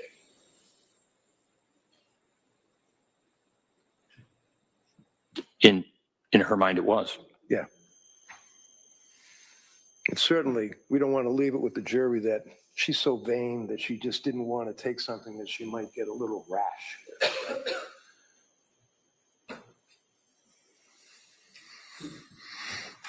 In any event. Now,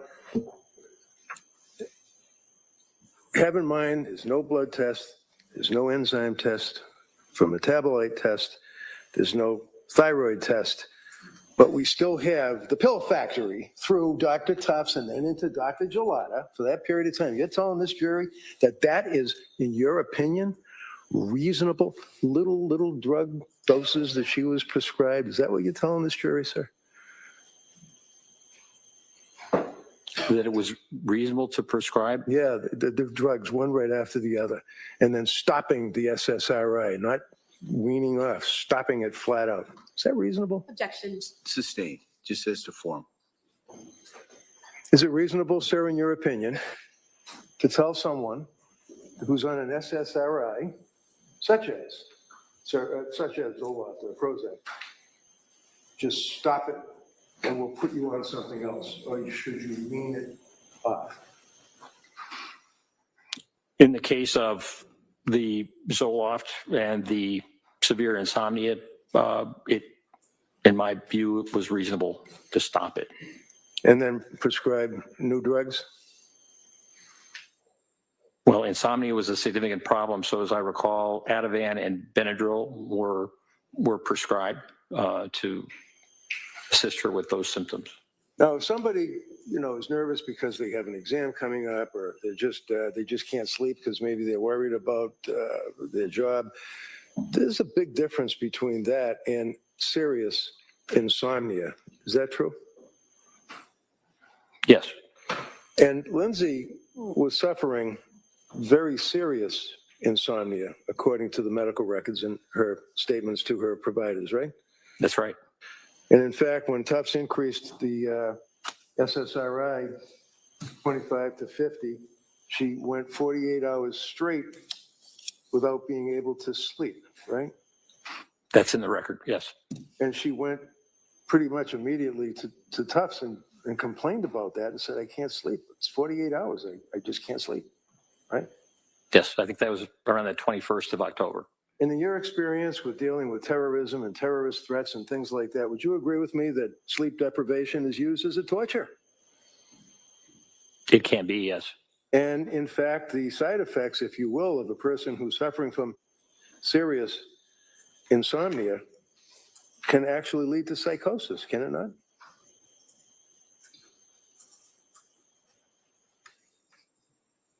Yes, it's possible.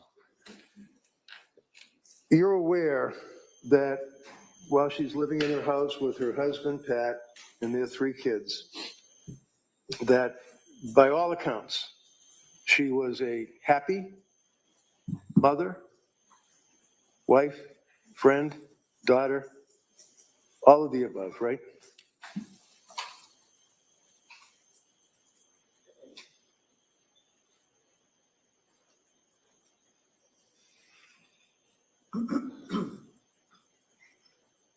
No.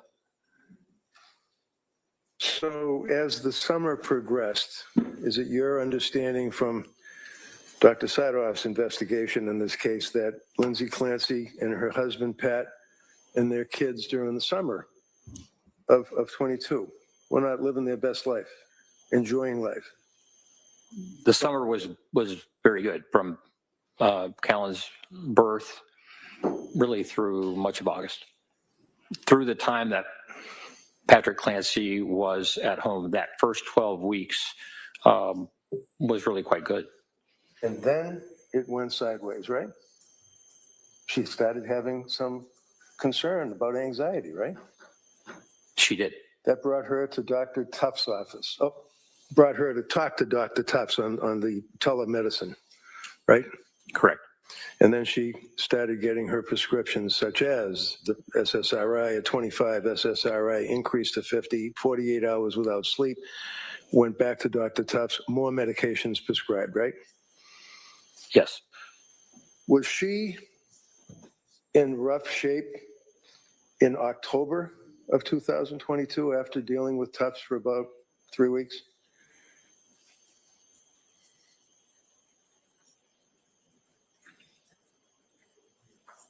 She was certainly having difficulty, although the Benadryl and the Ativan were very helpful for sleep. Okay. I'm just going to grab this item here. I'm just going to hold it.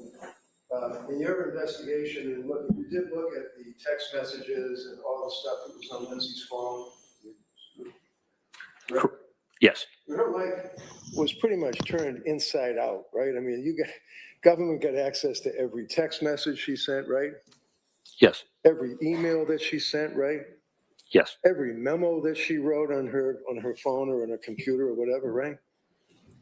Yes. Every journal entry that she ever wrote during this period of time, we have it all, don't we? Yes. And in October 20th, sir, did you see this text where she texted her mother and said, "Mom, will you please come up and stay with me a bit? I'm really sick. Something's wrong. I had horrible insomnia all night. I just don't know how I'm going to get through the day. I started to take medicine the doctor prescribed for anxiety, and I think it's made things worse. It's just really scary. And I don't." Did you see that? Yes. So she wasn't doing well in October, was she? Correct. And continued to see Tufts, right? Yes. Gelada, right? Nurse practitioner Paul and then Gelada. Yes. Okay. Now, in your investigation of the medical records, would you agree with me that Lindsay was not running around from doctor to doctor to try to physician shop, to try to get drugs so that she could get high or use the drugs? That's not what she was doing, was it?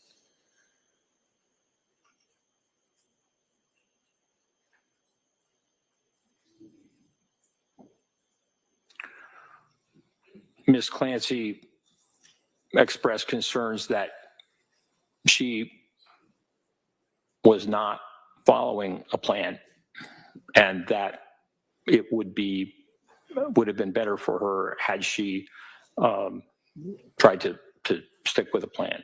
Is that one sentence in all of the medical records where it makes reference to the fact that she said something like, I should have stuck with the plan? Is that what you're referring to?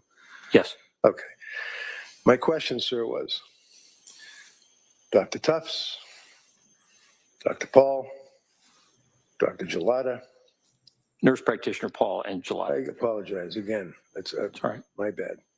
Nurse practitioner Gelada. Up to that point, bringing us into November, these people and other emergency room visits that she had, she was not going out looking to score drugs off of drug prescriptions. Is that fair? Correct. And she, in fact, looked up Tufts, but she didn't even know who Tufts was. She went online and Googled postpartum depression and found an expert. Isn't that right? That's my understanding. But she was only practicing for like a month or two. Was she, in your opinion, to a reasonable degree, a psychiatric certainty, an expert? Objection. Overall.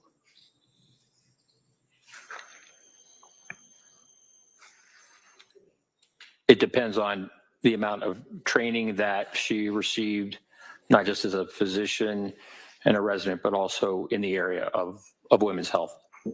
So the young lady goes online, Googles, trying to get help, goes to see the expert, Dr. Tufts,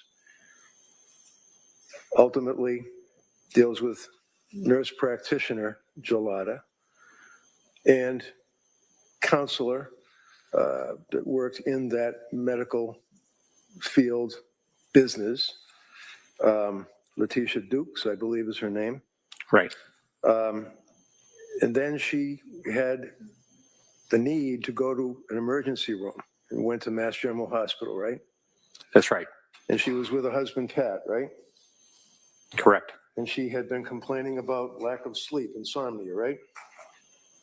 Yes, as I understand. She had been complaining about inability to emote, feeling hollow, not myself, right? Correct. And a number of other complaints that were brought to the fore. And the hospital made a recommendation that she go to McLean Hospital, which is a locked ward mental institution in Massachusetts. And she chose not to do that, correct? That's right. So then what she did is went back to her home and immediately hooked up again, if you will, with Tufts, right? That's right. In December, one of the people at the South Shore perinatal unit advised her to go to a hospital that specializes in postpartum women. That would be Women and Infants Hospital in Rhode Island, right? That's right.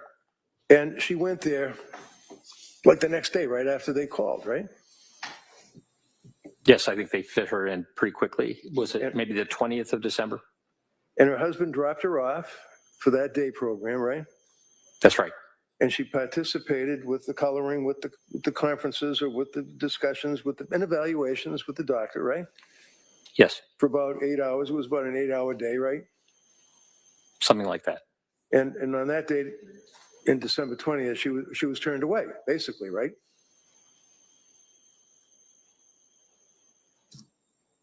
I don't know that I would term it turned away. Did they help her? By Dr. Diaz's notes, but Did they help her? pardon me? Did they help her?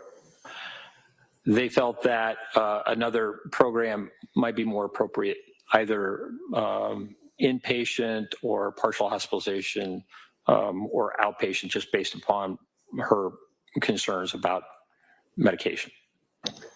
And her concerns about the symptomology of postpartum depression, right? That's why she was there.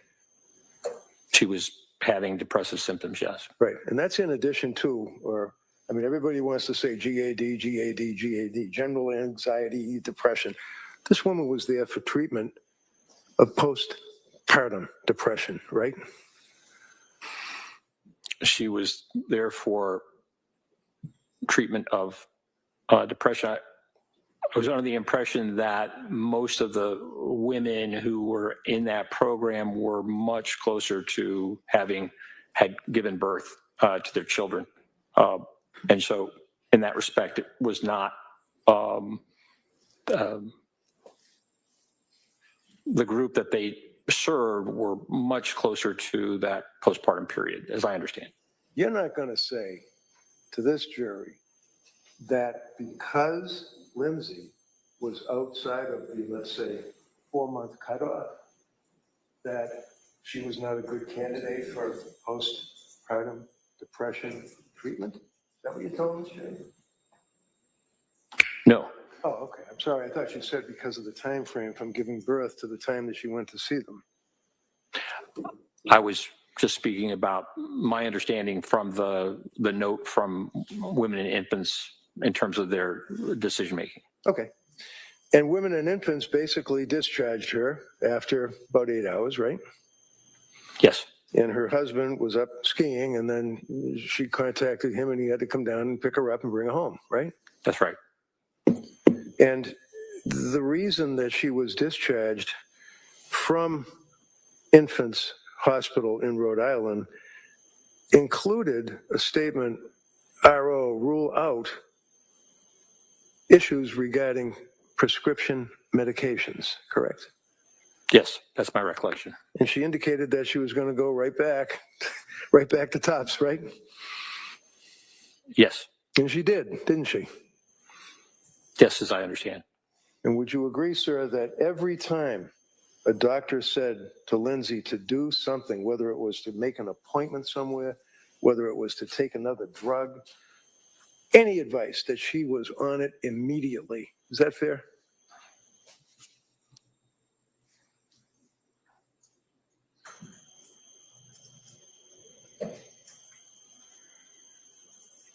She attended her appointments, yes.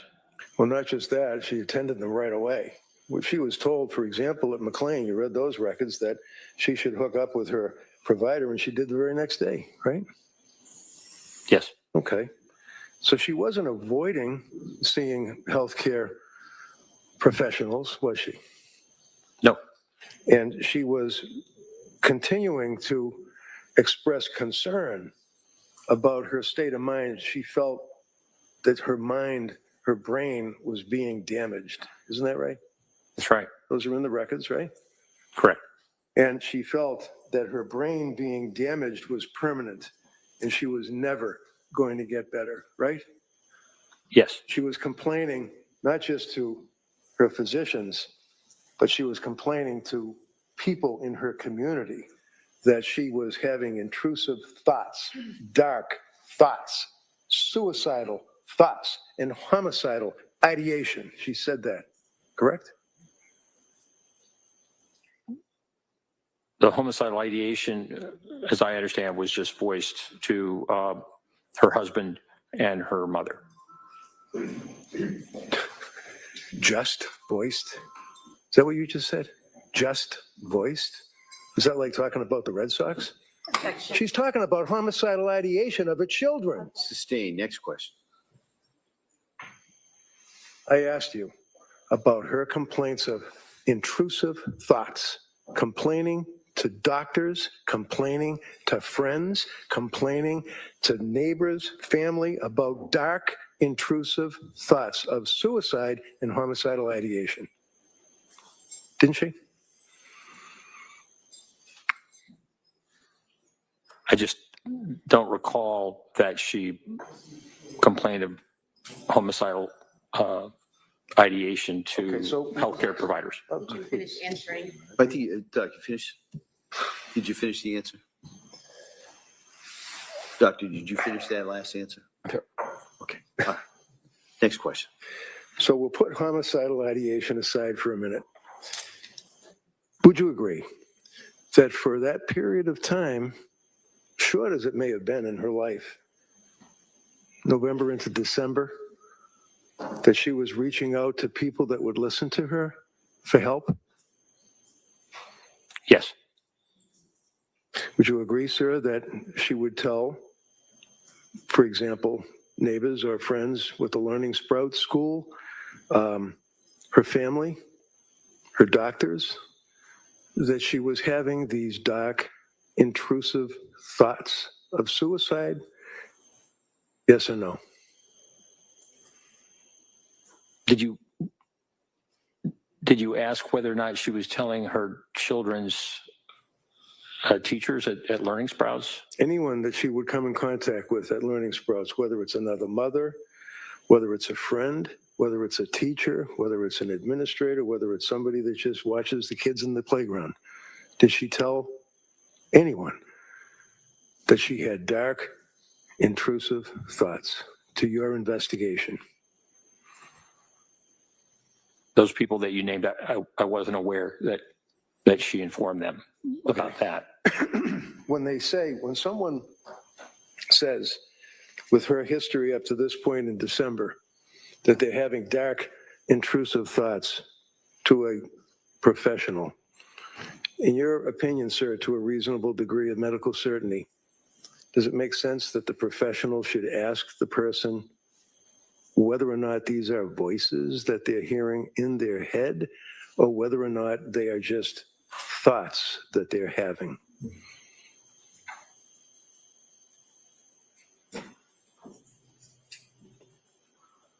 Certainly exploring that is important. And would you agree with me, sir, that when you have a young woman that, again, by all accounts, done nothing wrong in her life, exemplary citizen, has these issues and sees the doctors that, to a reasonable degree of medical certainty, a physician should do a little bit more than asking, do you have a plan? I mean, is that accepted practice, just to say, do you have a plan? And if they say no, you're okay. I wasn't aware that that was the only question. Okay.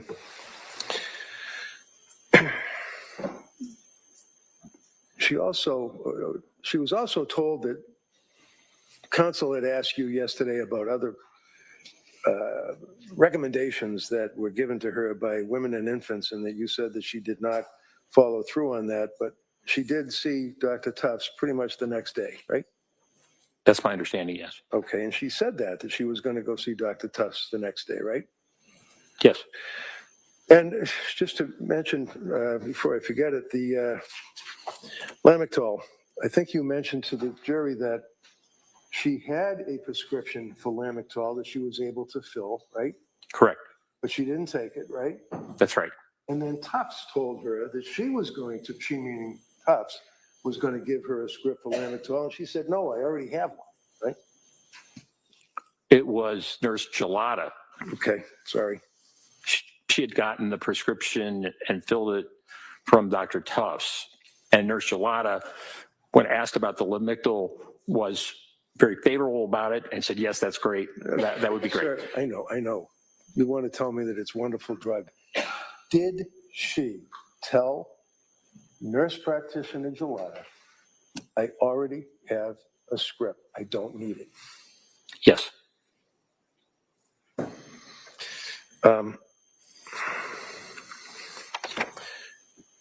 Among other things, when people are in trouble and they're having dark suicidal thoughts, whether or not it's voices in their head, whether or not it's thoughts that they can't go on anymore, they can't live life, they have to kill themselves,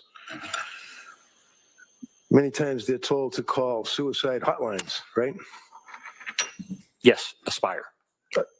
Aspire. What is Aspire? I don't know what it stands for, but it is a hotline that Ms. Clancy called twice because of her suicidal ideation. When did she call Aspire saying that she had thoughts of killing herself?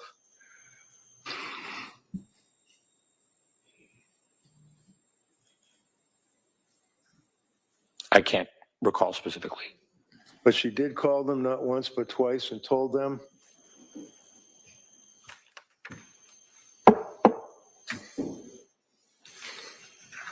So she complained and told them that she was going to kill herself, right? Twice. Right? She spoke to them about suicidality. So here's a young woman with all of what she's been through who now is to the verge of killing herself and reaches out to people that her health care providers told her to call for help, said that she was going to kill herself, and what did Aspire do?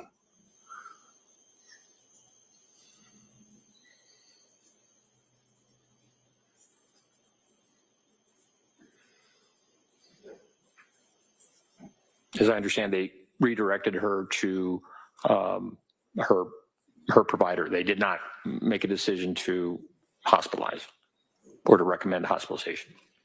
They didn't make a decision to do anything. Objection. Yeah, so you can form that as a question, please. Did you read the records dealing with Aspire? Did they do anything other than tell her, no, you're not someone that we can help?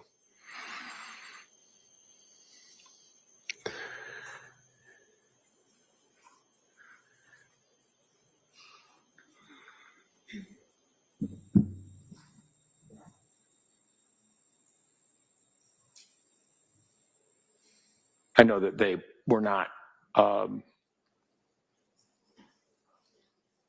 responsive to her suicidality because she did not indicate that she had a plan. And did you read a transcript or listen to a tape, or how do you know that?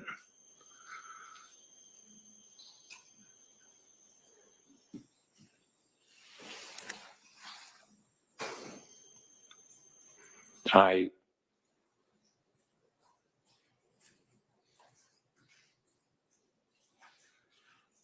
I recall it someplace in the documents, it being referred to, but I can't tell you exactly where. So this, sir, obviously is a murder trial, and you are a witness for the government, and you've indicated that you've read the records. You just told this jury that in the conversation that she had with the people from Aspire that she expressed suicidal ideation and was asked if she had a plan. Where are you getting that from?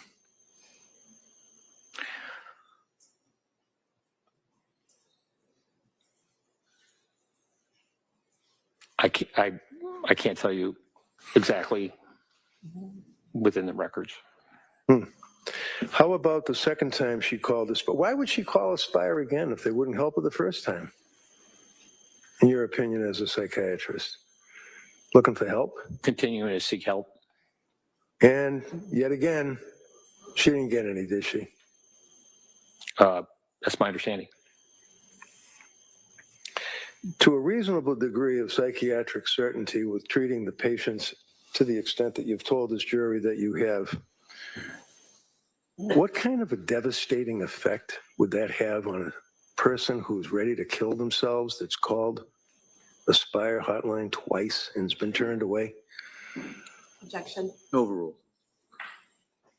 It could have a very serious effect. And after being discharged from Women and Infants Hospital and reaching out to Aspire, you'd agree with me that one of the concerns that the doctor at Women's Hospital in Rhode Island had is the medication that she had been prescribed by Thompson nurse practitioner Gelada, right? Correct. And that's one of the reasons that they could not treat her. It wasn't just that, no, we don't think that you're postpartum depressed. We just think that there's a complicated overlay involving the medications that you've been prescribed, right? Yes. And these medications obviously included selective serotonin reuptake inhibitors, right? Yes. Prozac and Zoloft. Right. And one of the things that a doctor would be concerned about, especially with a woman who's had a baby and has stopped breastfeeding the baby, is the effect that that may have on the woman, physically, mentally, emotionally, when they stop breastfeeding a baby, right? Yes. And you've heard of gamma-aminobutyric acid, otherwise known as GABA, right? Yes. And can you tell us, please, what that is, sir? I'm sorry. Can you tell us, please, what that is, sir? What is GABA? I believe that you're referring to Lyrica. No, I'm asking about the actual acid in the person's system, their blood, that is gamma-aminobutyric acid. It's got nothing to do with lamictal. It's got nothing to do with Seroquel. It's got nothing to do with the drug industry. This is in the body. When a woman stops lactating, a woman stops breastfeeding. Yes. There is a physical effect on the person, the body, right? Yes. What is that effect?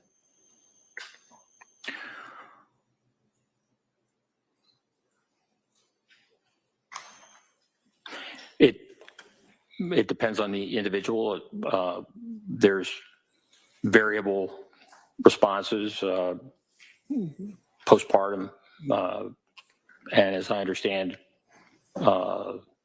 she stopped breastfeeding around October, by October 21st or so, when the Ativan was started. Would you agree with me, sir, that the GABA, make it easy to type, is basically affects, its primary effect is on the neurotransmitters in the brain, right? Yes. Okay. That sounds pretty complicated. Neurotransmitters, I mean, is that like where you have a spark plug on a motorcycle and you can actually gap it and get it to kick over? It's a neurotransmitter in the brain? That sounds like it. Well, yeah, it's more complicated than I that, figured. obviously. But nevertheless, it's still basically, you're talking about the actual organic matter of the brain, right? Yes. And would you agree, sir, that when a woman is pregnant, that there are progesterone hormone surges during that pregnancy? Yes, there are hormonal changes. Their hormone doesn't just change, it can actually surge, and it can be quite impactful to the person, right? Yes. And would you agree with me, sir, that one of the metabolites of progesterone, which has been unleashed when a woman is pregnant, with the progesterone hormone surging through their body, that you have a metabolite that actually enhances or increases the GABA activity of the neurons in the brain, right? It can, yes. And what is that metabolite, sir, that increases that activity in the very organ of the brain? I can't tell you. Is it a allopregnanolone? If you know? No, No, it's not, or no, you don't know? I don't know. Immediately after a woman has a baby, would you agree, sir, that the progesterone that we just talked about and the allopregnanolone that you don't know about drops precipitously according to the medical treatises, right? Objection. If he knows, he can answer that. Yes. And what does that mean, sir? Tell me, when it says that the progesterone and the allopregnanolone in the body drops precipitously. What does that mean, precipitously? That means rapidly. And a sudden drop, sir, you would agree has a significant potential of causing serious GABA dysfunction, right? That certainly would be possible. Do you know that, or are you just agreeing with me? I'm agreeing with you. Okay. Do you want me to keep going? Want to take a short break? I don't care. I'm just saying that. Yeah. Why don't we take the morning recess at this point? All right. Court, all rise, please. Jurors, kindly close your notebooks. Keep on the chairs. This way, please.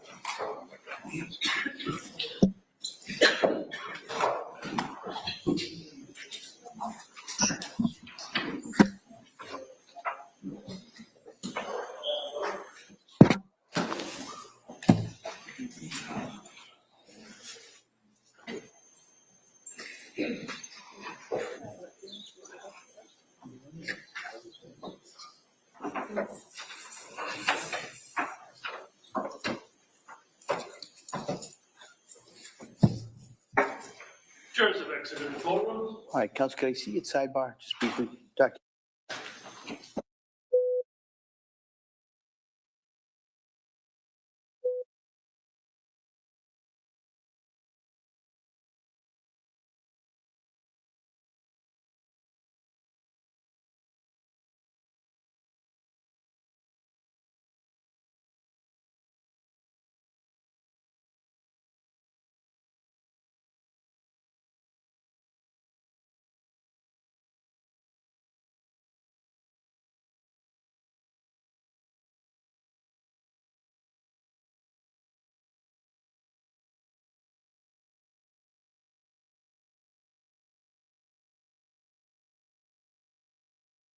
Counsel, we ready for the jury? Yes, Your Honor. Yes. All right.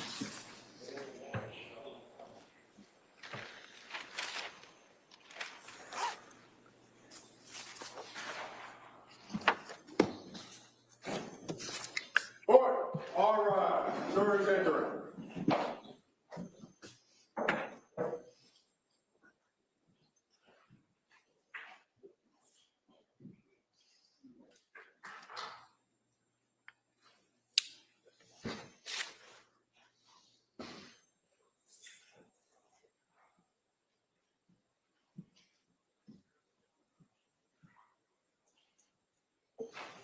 This court is now in session. Please be seated.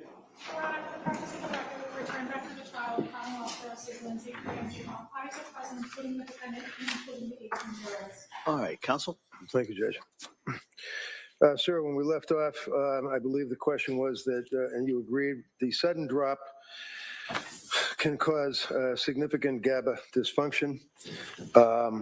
You recall that question where we broke off talking about the gamma? And you're familiar with the concept of, in that regard, talking about the gamma aminal butyric acid and its effect on the progesterone and its effect on the brain synapses, is referred to as breaks, B-R-E-A-K-S. You've heard of that term, right? No. You aware, sir, that when you get to the point where you have that precipitous drop in the progesterone and the allopregnanolone dropping precipitously, that in fact it constitutes and causes significant neurotransmitter malfunction, referred to as broken brakes? I'm not familiar with that term. Can you tell me what a neurotransmitter in the brain is? You're asking what is a neurotransmitter? Sure. I don't know. Neurotransmitters function in the brain and have responsibility for not only aspects of mood, but also psychosis. Dopamine is a neurotransmitter that is significant in terms of psychosis. When it's too high, we need it. But the neurotransmitters function in a number of different ways, number of different pathways. When we think about psychiatry, we really think about the mesolimbic pathway and not just dopamine, but also serotonin, norepinephrine. And so depending on the disorder, there are different medications that can be helpful in treating those disorders. So really, from the standpoint of psychiatric illness and brain dysfunction, medication can be very helpful in regulating the neurotransmitters and difficulties.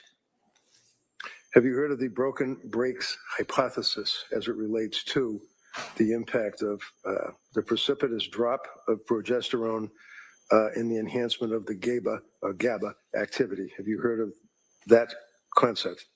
No. Would you agree, sir, that when a woman is in that position of the precipitous drop of the progesterone after ceasing the breastfeeding activity, the enhancement with the GABA... You mean prolactin? Prolactin. The enhancement of the GABA activity, that that would be a dysfunction in the brain, right?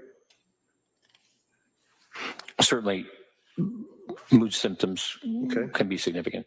Would you agree, sir, that the dysfunction in the brain caused by those two items is consistent with intrusive and hard to control thoughts and highly impulsive, uncontrollable behavior? Would you agree with that?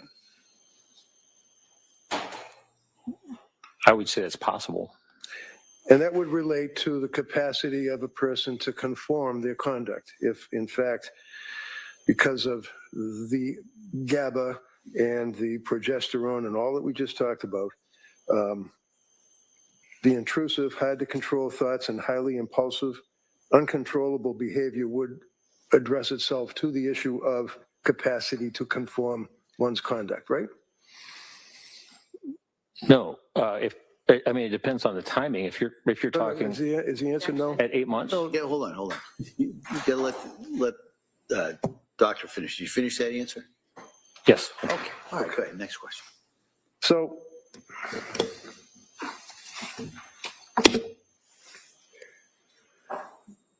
did I hear you say that Patrick is the source, the third-party collateral source of Lindsay saying, I tried to kill myself?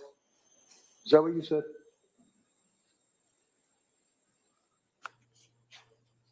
Let me rephrase it for you. I mean, did you tell the jury about an hour ago or so that?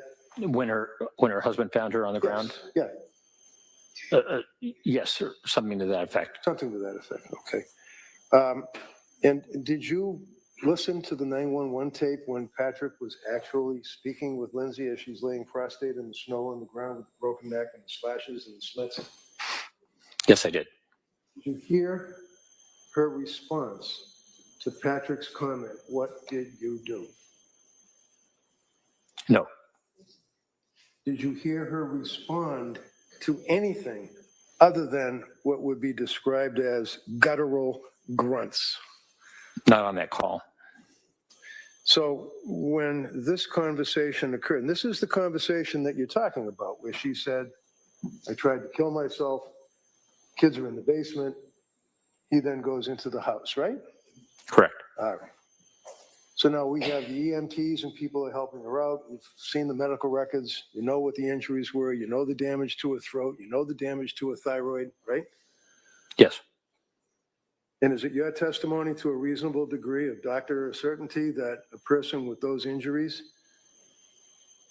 with the prescription drugs that were crushed up that she consumed, with a broken neck, would be able to have a conversation? Based on the witness testimony from her husband, yes. Okay. So let's put the witness testimony from Patrick aside for a minute. And you listen to the 911 call.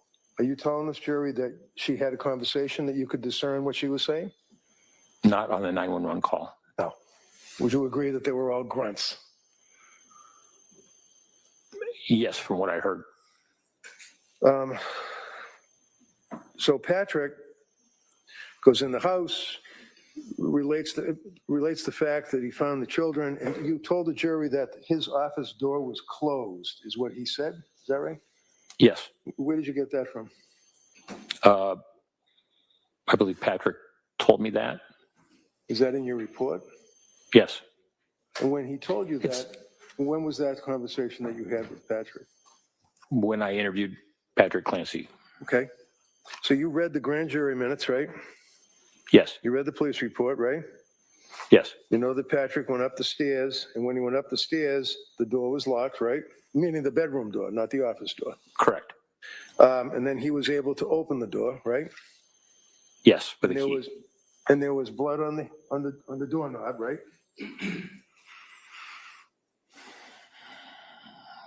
There was blood in the room Describe the room on the like. floor. Certainly, you already talked. We'll talk about that. But there's blood on the doorknob, right? Was there blood on the doorknob? If you know, I don't recall. do you recall there being blood drops in the area of the door itself, like where you have the threshold? But what appeared to be blood, because nobody tested it, we don't know what it is, but it appeared to be blood. I don't recall the specific. I know that there was blood that was observed.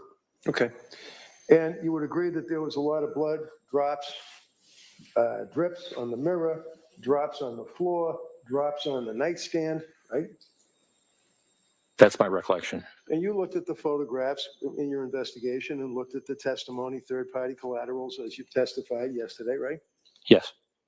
And you told the jurors that one of the things that was of interest to you is the fact that there was a glass or a wine mug or something that had crushed narcotics or I think you used the word antipsychotic drugs crushed up inside that cup. Do you remember that? Yes. Okay. Wine tumbler. Thank you. How do you know they were antipsychotic drugs? I don't recall saying that they were antipsychotic drugs. Oh, did you say they were drugs? I thought I said medications. Medications. All right, so drugs, medications, and they were crushed up? There was evidence of powder on the tumbler that Patrick told me about, and I went back and looked more closely at the photographs and saw that. Did you look more closely at the NMS laboratory or the state police crime laboratory or any testing that was done on the powder? Yes.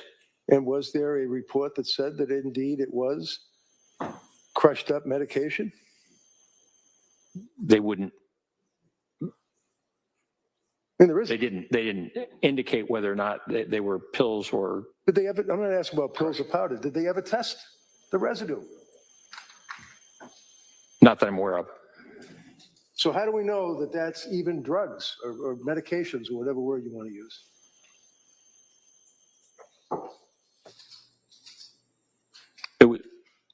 It was Patrick Clancy's observation. So basically, when you're testifying, sir, and you're waxing on about all of the facts of the case that you took into consideration prior to your opinion for the DA in this case, you're getting a lot of it from Patrick, is that right? That aspect he brought up to me, yes. Okay. So the crushing of the pills, was there a pill crusher found in the bedroom? Not that I'm aware of. Was there any residue found anywhere in the bedroom? Not that I'm aware of. So if someone's in a psychotic state and they're going to kill themselves and they're taking the pills, yesterday you said the fistful of pills, and then the DA said after a painful questioning that they were crushed, you agreed that they were crushed, wouldn't it be a residue? A residue? Yeah, you know what a residue is, right? Yes. Was there a residue on the table, on the nightstand, anywhere? Not that I saw. So there's no pill crusher, right? Not that I saw. There's no investigation by the police to determine what was in that powder, right? Not that I'm aware of. There's no indication that there's any residue on or in the actual nightstand next to the bed, right? Not that I'm aware of. Does it seem appropriate, sir, that a person would be in a psychotic state after slashing their wrist and slicing their throat and ready to propel themselves out a window would neatly put the bottles into the drawer of the nightstand? Or would they just scatter them around the bedroom floor, not caring?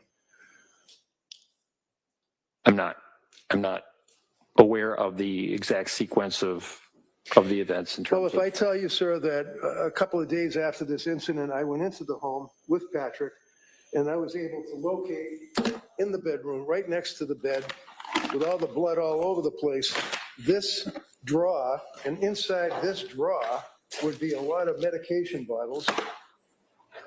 Does that refresh your memory on your investigation as to what happened to the bottles? They're all in.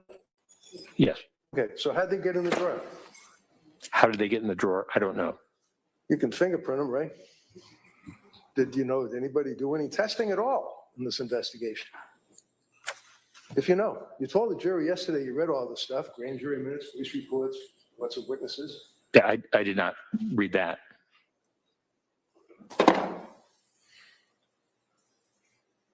Is it your understanding, sir, that a person can be in a state of psychosis and I guess misremember something? Yes, Or have a false memory? it's possible. Did Lindsay tell you that she slashed the screen with the big turkey knife?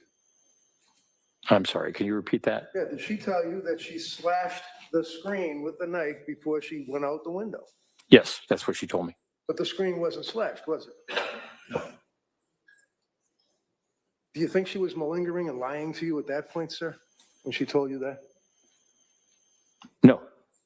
Because one of the things you told this jury is that what stood out to you is, I think you made reference to the fact that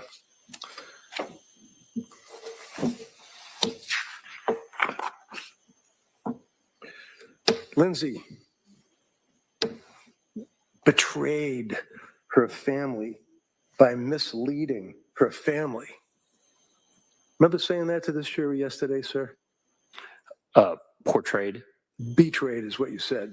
No, I said portrayed. So Lindsay portrayed and misled her family is what you said to the jury? Yes. How'd she mislead her family? Well, in text messages, for example, in the days prior to the event, her parents had visited over that weekend, and the communications that she was providing did not give a sense of her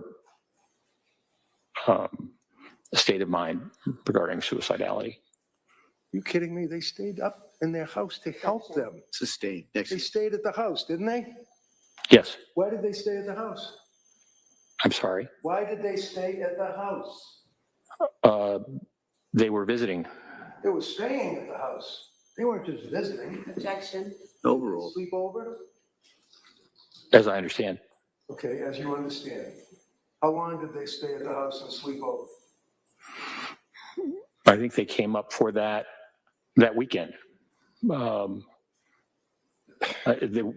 weren't there constantly. No, They came back and forth. back and forth. Well, they stayed about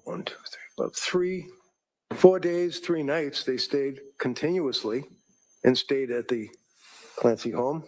You knew that from your investigation, right? Yes, that's my Answers yes? recollection. Answer's yes, right? Yes, Okay. So they're staying at the same time. You're telling this jury that she's sending text messages basically saying, I'm okay, I guess. Is that right?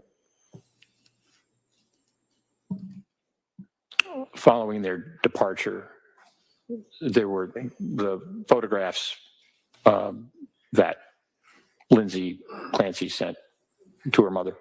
She didn't send her mother photographs showing that she was smiling or happy with her family, did she? I think there was a photograph of her and the children by the snowman. No. Is that a bad thing to do that and send a picture of you with your kids making a snowman to your parents? No, Is that something, in your opinion, Dr. Saathoff's opinion for the district attorney, that a person who is involved with postpartum psychosis, postpartum depression, wouldn't take a picture of the snowman and their kids, send it to their mother?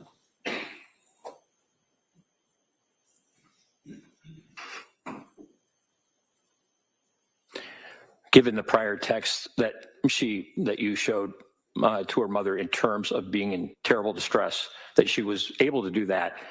That was not what happened when she sent the picture with her children and the snowman, and so did not raise concerns from the mother, as I understand. Did you talk to the mother? Pardon me? Did you talk to the mother? No, I tried to. Did you review police reports or statements? You tried to? How'd you do that? What'd you do? Call her up and say, I want to talk to you? No. Did the district attorney call him up? I asked Miss Clancy who would be good for me to speak with, and she said her husband and her family. Okay. So based on that, what did you do? I contacted the district attorney, and I Which one? Which one of these two? Ms. Sprague. Ms. Sprague. Okay. You spoke to Jen Sprague, and what did you say Attorney to her? Sprague. Was it? Attorney Sprague. You spoke to Jen Sprague, and what did she tell you? Attorney Sprague. She told me that she would reach out and attempt to see if I could interview Mr. Clancy and Ms. Clancy's family. Okay. So did you do that? Did you reach out to her mother? Did I reach out? Yeah. No. Okay. Did someone tell you that she wouldn't speak to you? Yes. And when was this, sir? About 2 months ago?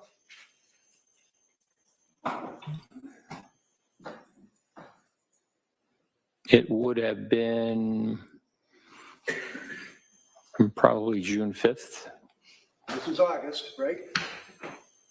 Pardon me. August. We're in August right now, right? Yes.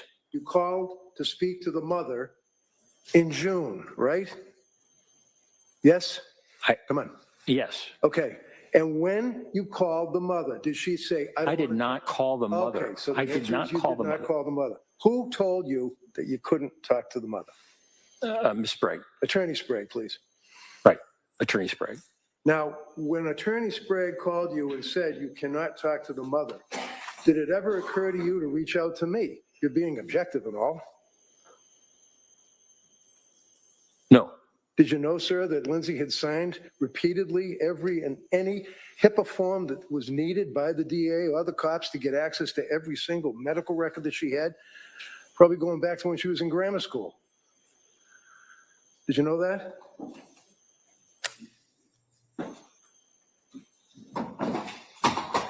I know she's been open to it, and she told me that she would like for me to speak with them. Right. And she's been open to pretty much anything and everything that was asked of her as far as signing documents, getting medical records, doing interviews, videotaping, making appointments to talk to guys like Mac and Helbrun and you in Tewksbury Hospital, right? I'm sorry, can you repeat the question? All of your investigations, sir, led up to the fact that you were going to meet with Lindsay 2 months ago, 2 months prior to our beginning this 5-week triple murder trial. Is that fair? That's true. And you told this jury that you wanted to establish a rapport with this kid? Yes.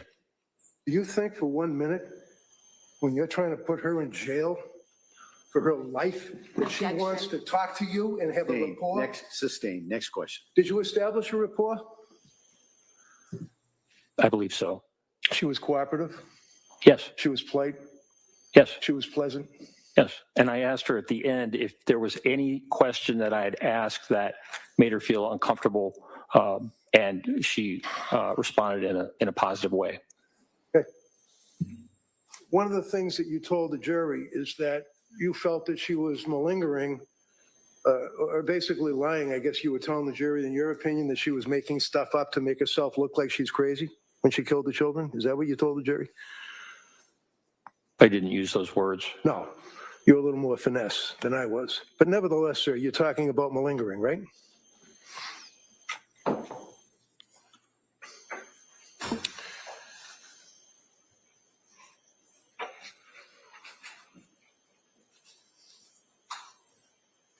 Yes, the statements about the auditory Answer's yes. hallucination. Excuse me. Yes. The answer is yes. You were talking about malingering is my question. Yes or no, right? That's all. Yes. Okay. And when you're talking about malingering, sir, basically that would be when a person finds it in their interest to basically exaggerate or lie to an investigating psychiatrist, right? Correct. And that would be because it's in their interest, like I want to pretend that I'm crazy so a jury thinks I'm crazy and I don't have to pay for a crime. That would be in a criminal sense, right? Yes. Workman's comp cases, you know, a guy gets hurt in the truck and then they end up having interviews by guys like you to make sure to see if in fact they're legitimately hurt for a workman's comp claim, right? Yes. Or a civil case, like an auto accident, right? Yes. And there are tests that can be administered to people to see, from a psychiatrist standpoint, whether or not there is objective indicia of the fact that the person is indeed malingering. Yes. And what are those tests? Well, I'm not a neuropsychologist, but there's a test called the SIRS, also the TOMS test of memory.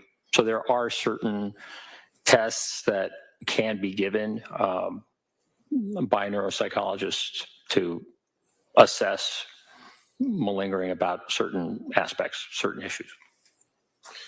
You've also heard, I imagine, of the MMPI, which is the Minnesota Multiphasic Personality Inventory Test, right?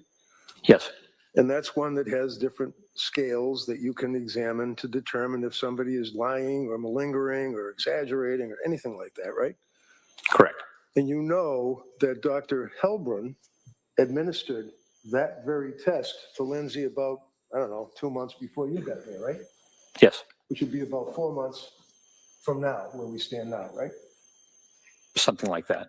And would you agree, sir, that even though it would have been perhaps better to actually meet with Lindsay within the first 6 months after the incident, or a year even, or maybe even 2 years, but nevertheless, it still has reliability and validity, does it not, when it's administered to her? The MMPI does, yes. Okay. And you know, sir, that she, in fact, had no impact on the scales at all, with the exception of likelihood of suicide.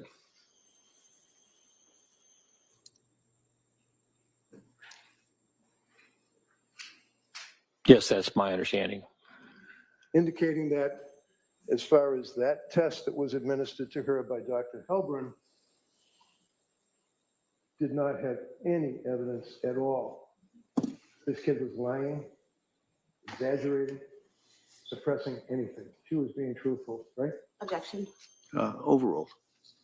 About the questions that were on the MMPI, yes. And those questions, sir, pertain to personality traits, they pertain to her recollection, they pertain to all of the investigation that Helbron was conducting, right?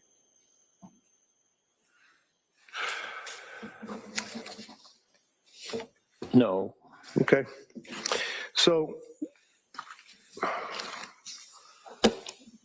when the tests were administered and the results were provided, would you agree with me, yes or no, that specifically the test indicated that she was not malingering? Yes. Okay. You mentioned one of the other things that you were concerned. Oh, by the way, would you agree with me that Dr. Philip Resnick, as you indicated, is like a world-renowned person on filicide, or the killing of your children? He's also a person that is in the forefront pretty much worldwide on malingering, right? Yes, he has written about that. He's done more than write about it. He's basically given hundreds of lectures and many, many, many learned treatises all about people that lie to psychiatrists to try to get away with something, right?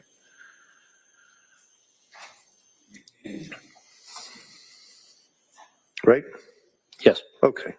And you know, sir, that Dr. Resnick examined Lindsay, and one of the first things that he did was determine whether or not, in his opinion, she was malingering, lying, suppressing, exaggerating, or doing anything like that, right?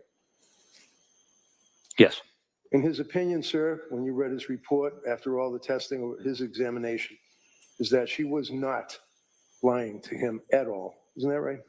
Yes. One of the things that you referenced, sir, was you felt that Lindsay was lying about standing at the refrigerator and making chicken McNuggets or whatever, and carrots or peas or something. And you felt that that wasn't right because the child had already had a bowl and was eating, I think you told the jury, chicken nuggets and vegetables or something like that, right? Green beans. Green beans. Have you looked at the photograph, sir, that's in evidence in this case about that bowl? Quite some time ago. Does that show any residue of chicken nuggets or green beans in the bowl? Not that I recall. No, it shows like sliced up residue of a cucumber, possibly a carrot, like vegetables, right? Not that I recall.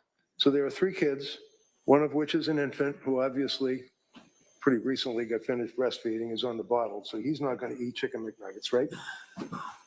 Right. So we have 2 young children that have to be fed, correct? Yes. You have 2 young children that Lindsay indicated that she was at the refrigerator getting the chicken and the vegetables so that she could feed the kids, correct?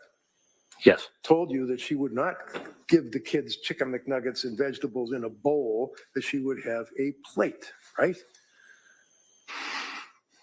Not necessarily. So when she was at the refrigerator, sir, it's your understanding that she was not being truthful? Telling you that? Is that what you're telling the jury? I think what I said was very inconsistent with what she had told Dr. Spinelli.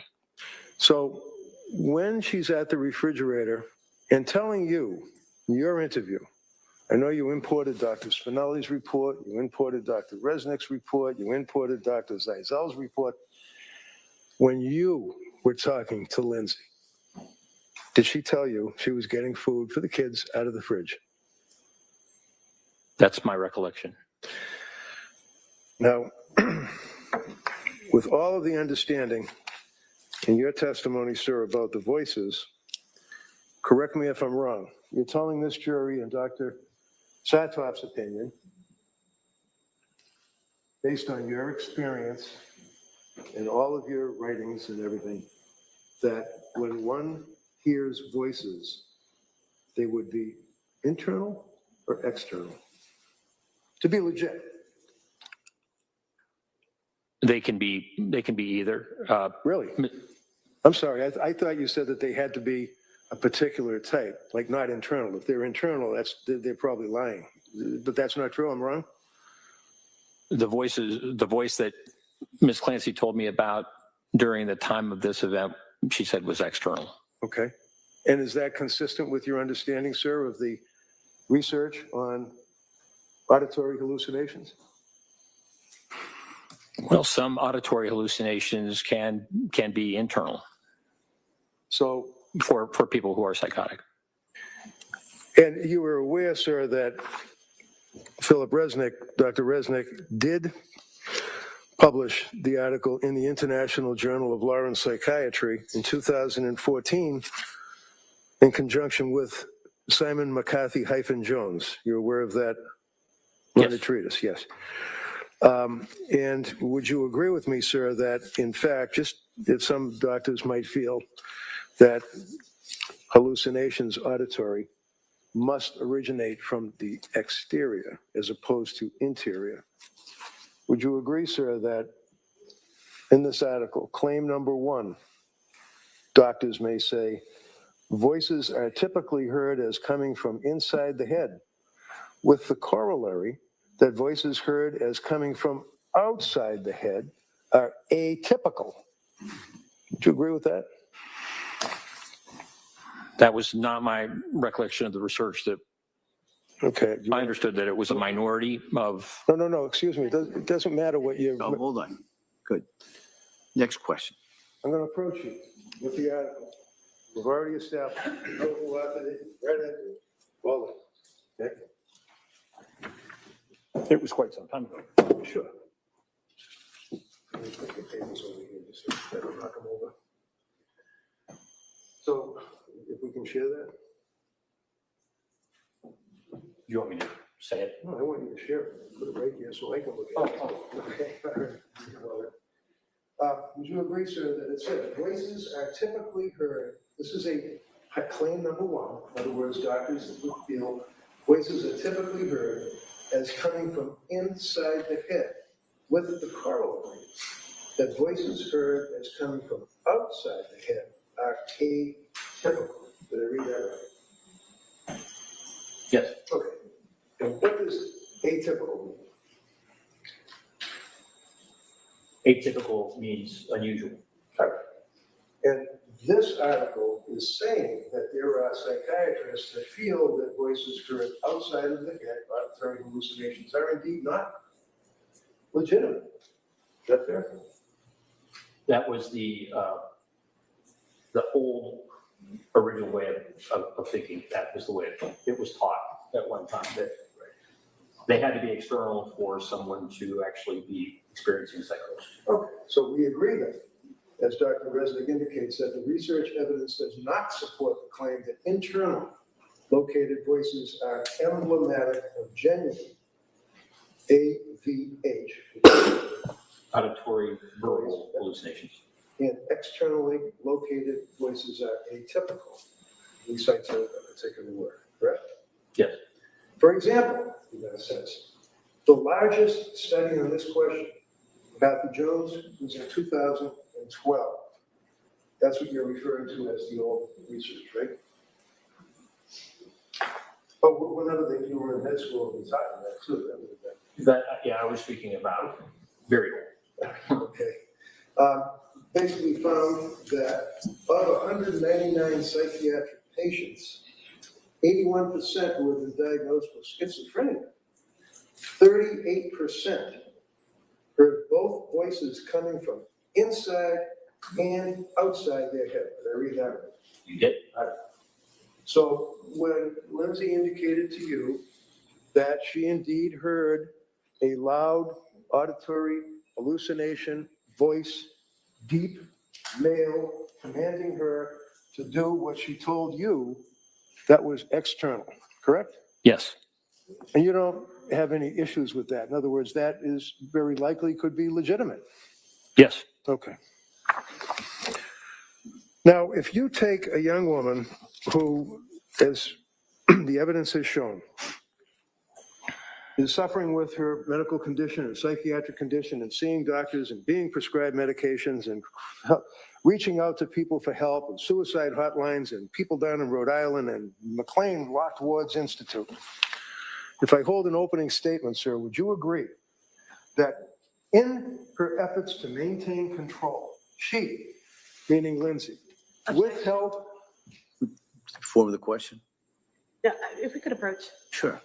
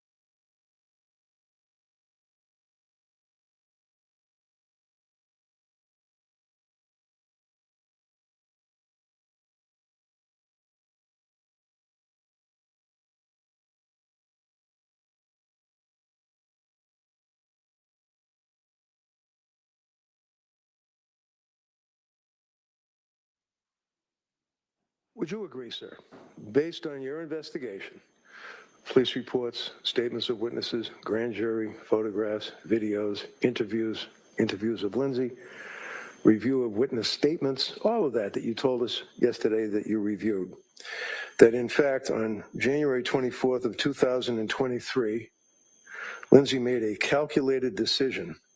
She was a woman who no longer liked the life she thought she wanted. It was getting harder and harder for her to control. And when she saw the opportunity to escape, she made the selfish choice to take it and to take Cora, Dawson, and Callan first before attempting to take her own life. Continuing on, sir, she chose to manipulate her providers, seek out a quick and easy fix when she was feeling depressed and anxious, and when she didn't get what she expected, she chose the alternate route. She would seek a different doctor. She would change medications after days. She disengaged from treatment that she didn't like the plan, and after only 4 months in treatment, she made a choice, a deliberate and intentional decision that she did not want to try anymore. And because no one could take care of her kids the way she wanted them to, she had to take them with her too. Would you agree that the evidence, in your opinion, supports that contention, sir? Well, there's a lot in that. Yeah, it is. Do you agree that it would support your contention, sir, or it would not?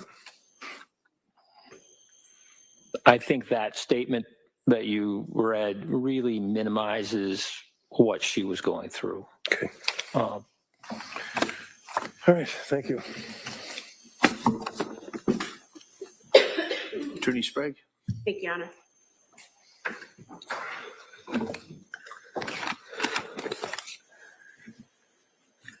Sir, you were asked during cross-examination about your work as a forensic psychiatrist for the Bureau of Prisons and for the prisons in Virginia. And about that work and kind of minimizing what your experience was there. What was your work there? What did that entail? Well, I continued to work there, and I continued to teach students in that system. Seeing patients who are inmates in a number of different facilities, men's and women's facilities over the years, and doing assessments, evaluations, making determinations about treatment, and the like, gathering information. So really, treating these inmate patients as patients who have significant mental illness and really require the best treatment that we can provide in the system. And during the course of your many, many years working in that system and treating these patients, have you treated patients with psychosis? Yes. And does that include treating women with psychosis? Yes. And how often have you done that? I'm going to object. I didn't ask about, he said two already. He's already said two. Overruled. She may have that. Go ahead. Since 1992, Yes. so 34 years. How many patients have you treated in the prison system, women patients dealing with psychosis, approximately?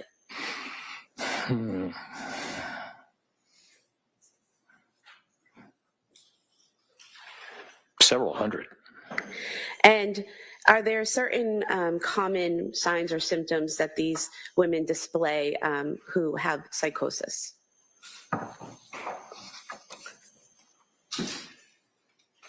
Yes. And what are those? Well, some have delusions, fixed false beliefs about certain things, though they can present as being psychotic that way.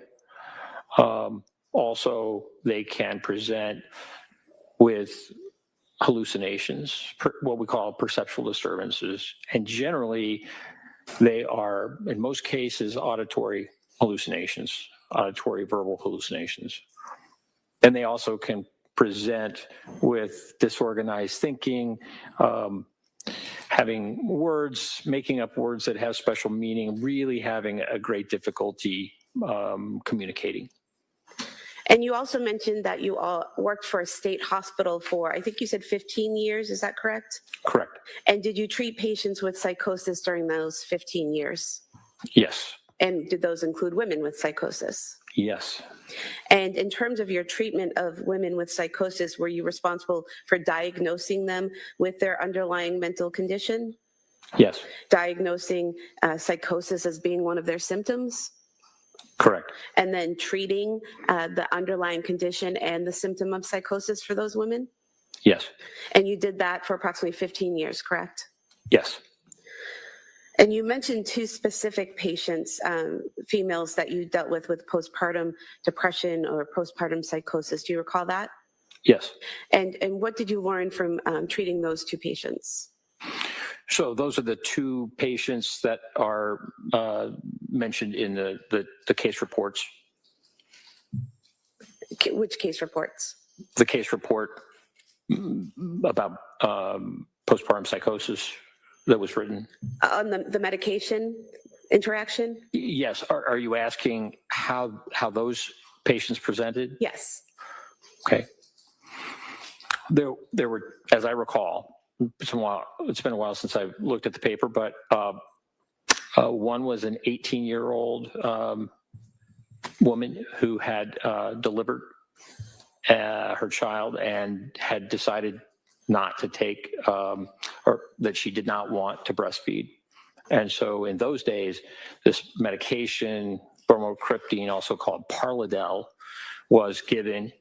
And we found that within, I think, just a couple of days of the time that she was given this medication, she became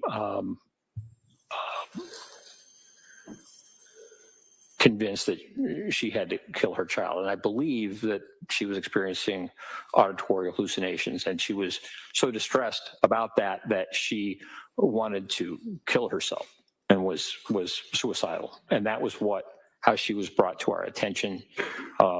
In evaluating her, we removed the Parladel, the bromocriptine, and she responded and resolved her symptoms, her psychotic symptoms, and we were able to discharge her back to her family.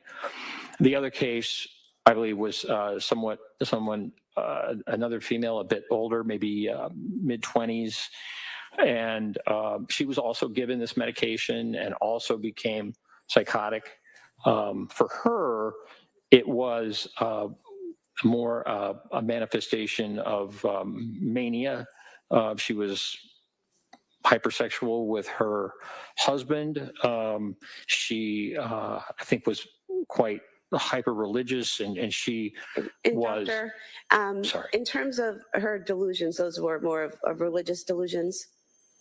Pardon me? Her delusions regarding her child were religious delusions? Yes, I believe so. Okay. And once that medication was removed from that woman, did her symptoms subside? Yes.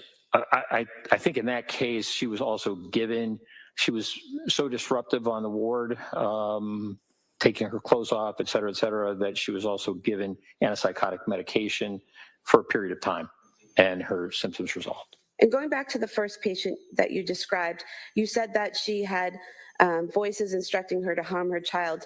And was it as a result of her feelings of guilt for about those thoughts and voices that she was suicidal? Yes. So she wanted to kill herself instead of killing her children, correct? Yes. Now, you were asked by Attorney Reddington about your curriculum vitae and focusing in on terrorism, and is that your sole focus? And you said no. What has been your focus over your career? Well, from the time that I finished my residency, I've been very interested in public psychiatry. And so upon realizing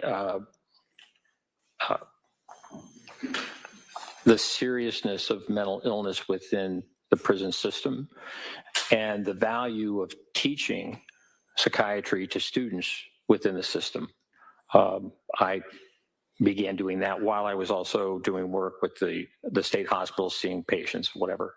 So I would say that of all the things that I do and consider myself, what is most important to me is working with patients. And it's the value of also being with students and having them learn from these patients is going to make them better doctors, even if they don't choose to go into psychiatry. So I see my identity actually as a clinician, and I have patients I'm scheduled to see. I was supposed to see some yesterday, and also I'm going to see patients on Friday. And Doctor, defense counsel asked you about the onset of postpartum depression and postpartum psychosis, and you had said that the DSM-5 lists postpartum onset within 4 weeks, correct? Correct. And he asked you about other organizations going up to approximately a year, correct? That's right.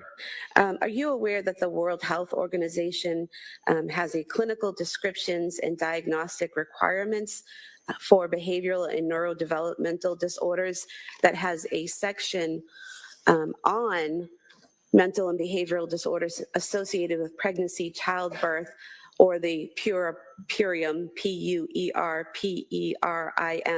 which does that mean during or after birth? Yes. And that in that section by the World Health Organization, they state that mental and... Objection. She's not going to read that to him, and then he's going to agree with it. She can ask him if he's read Well, it. let's hear the question first, and then I've been away. I'll assume there'll be an objection.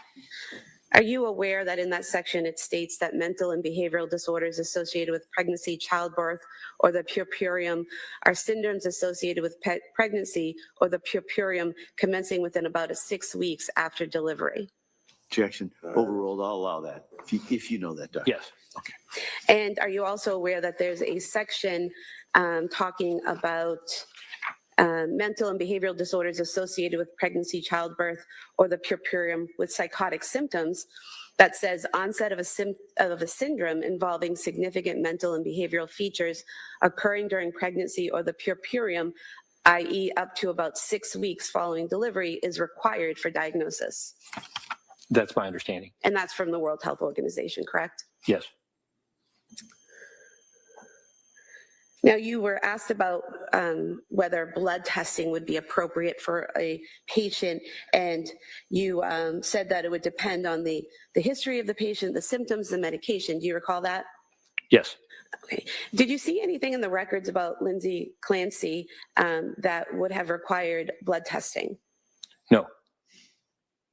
You were also asked about thyroid function and how sometimes you might want to test thyroid function in a postpartum woman. Do you recall that? Yes. Do you, are you aware that, reading from Exhibit 222, I believe, that Ms. Clancy's thyroid levels were checked when she visited the South Shore Hospital emergency room on November 16th, 2022, and her levels were within normal limits? Yes. I just moved to submit this page from Exhibit 222, showing the thyroid levels. All right, so that's in. It's just a follow-up of a sheet that's in. I'll allow that. 196. And doctor, just for the jury to know, in that page that's just been marked in as exhibit, the thyroid levels would be marked by TSH, correct? Correct. You were asked about Lamictal and the serious rash that could occur.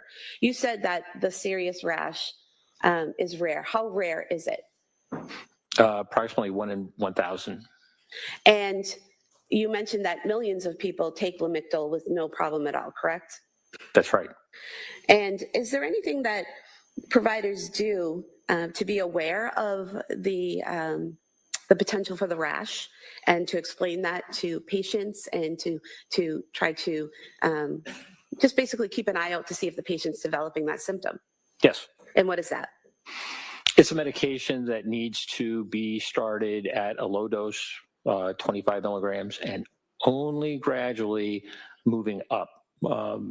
Finally, after a number of weeks, to a dose as much as 200 milligrams, perhaps even more.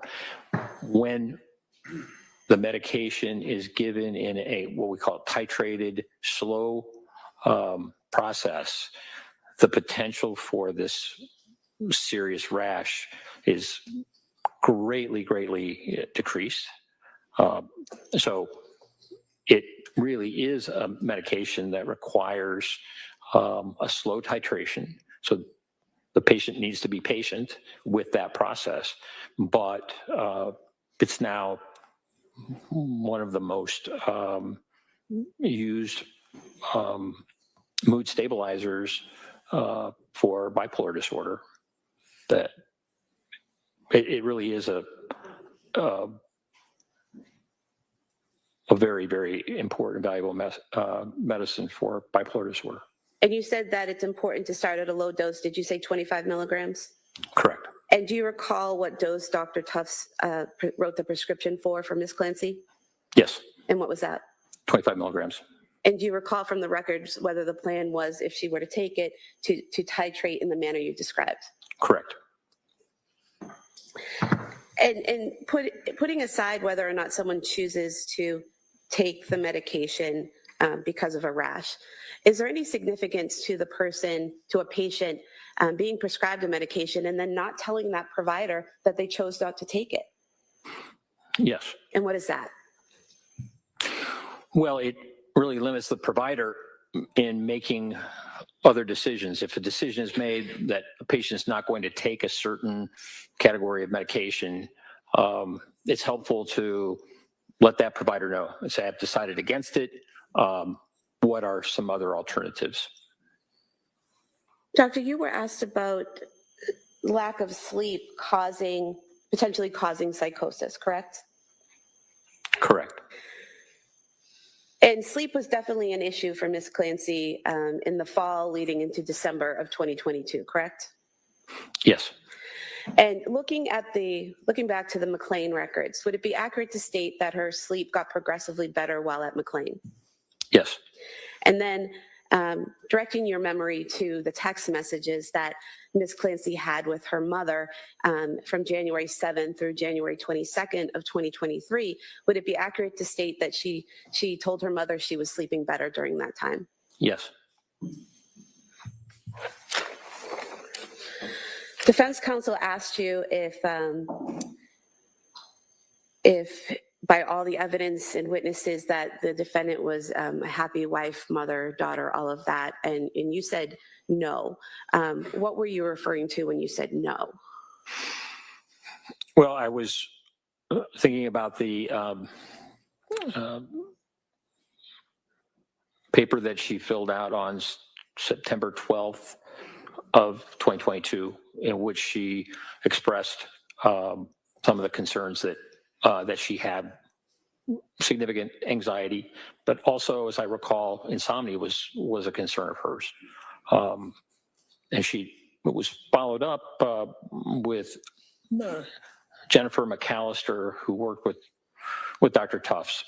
And I think in Ms. McAllister's note, Ms. Clancy mentioned that she had waning confidence in being able to take care of her children as they were growing up. And that, I think, in a note of Dr. Tufts noted that she said that she found that Callan needed more attention, and that as the kids were growing older, that she was finding them more challenging. Did she give any information did Ms. Clancy give any information about why it was more challenging as the kids got older? I'm going to object. This is pretty far afield. Yeah, sustained. It goes beyond cross.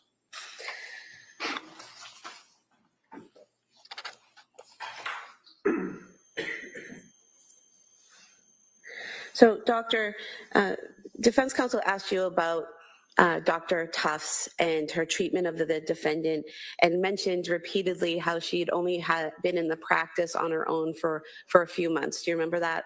Yes. In reviewing Dr. Tufts' treatment of the defendant and the medications she prescribed and the methods she used in prescribing those medications, did you have any issues or concerns about the approach she took or what she prescribed? No. And what were your thoughts about her approach to treating this defendant? Well, possibly because Dr. Tufts was new and had just come into practice, she was more available. And so I think she was able to see Ms. Clancy over video 14 times. And for example, when Ms. Clancy was discharged from McLean, the request from McLean was that she needed immediate outpatient follow-up. And so Dr. Tufts arranged it the following day. And so there were some weeks where Dr. Tufts saw Ms. Clancy more than once a week. And I will also say that when Ms. Clancy decided to go to nurse practitioner Paul and then saw Nurse Zalata, I think early December, it might have been December 1st, she then went to Dr. Tufts, and Dr. Tufts wrote a note saying that she felt uncomfortable making prescriptions while Ms. Clancy was going to another provider. But in that note, suggested that Lamictal could be helpful. So Dr. Tufts was very responsive to concerns of Ms. Clancy in terms of seeing her. Was seeing her weekly and saw her on the 23rd of January, and then had another appointment the next week and had talked about future treatments, possible treatments, esketamine, as well as TMS. So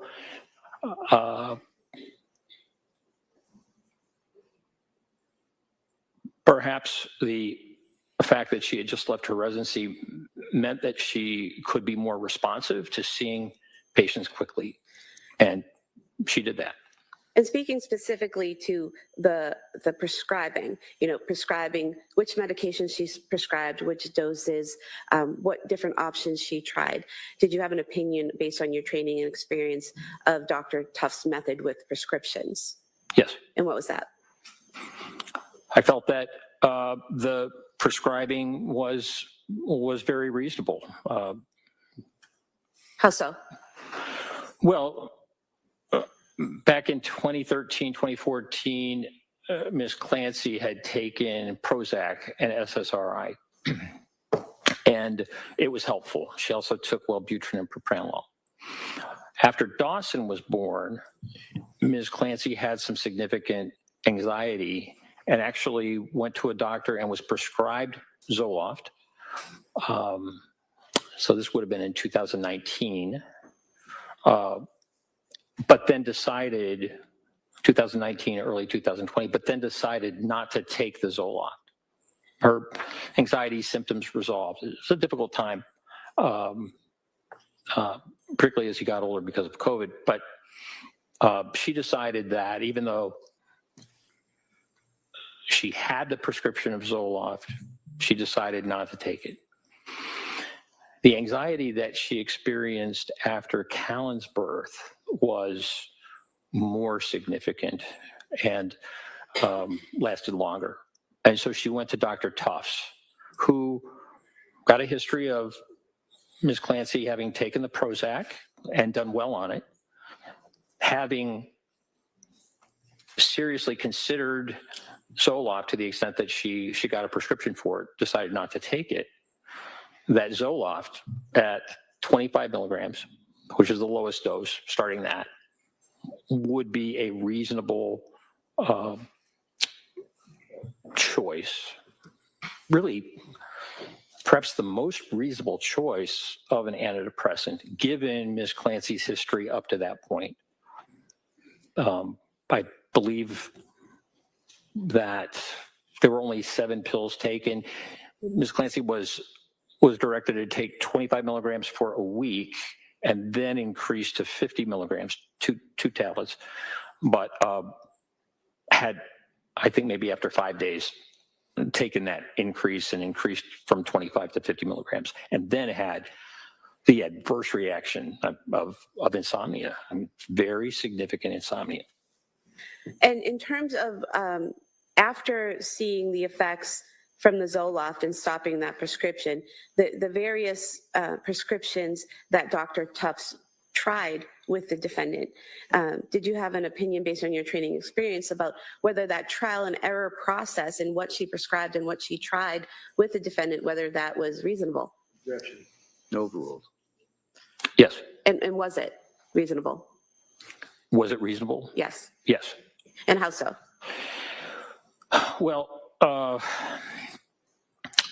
Ms. Clancy, after having the insomnia, was very upset and concerned, as anyone would be. I think that was around October 21st. And so Dr. Tufts assessed her and told her to stop the Zoloft and started her on Ativan, I understand, and Benadryl. And that medication was helpful for a while. But Ms. Clancy was concerned about Ativan, benzodiazepines being addictive, and concerned about getting hooked on these types of medications. And that is a concern over the long term. And so part of the process was to see if she could be treated effectively by decreasing the benzodiazepines or maybe giving her a longer acting benzodiazepine. The medication buspirone, was prescribed by Dr. Tufts, but Ms. Clancy, in a note. Excuse me, doctor, I apologize. Can I have a standing objection to the rambling answers? This is redirect. I object. All right. We can see counsel, so put something on the record. Counsel.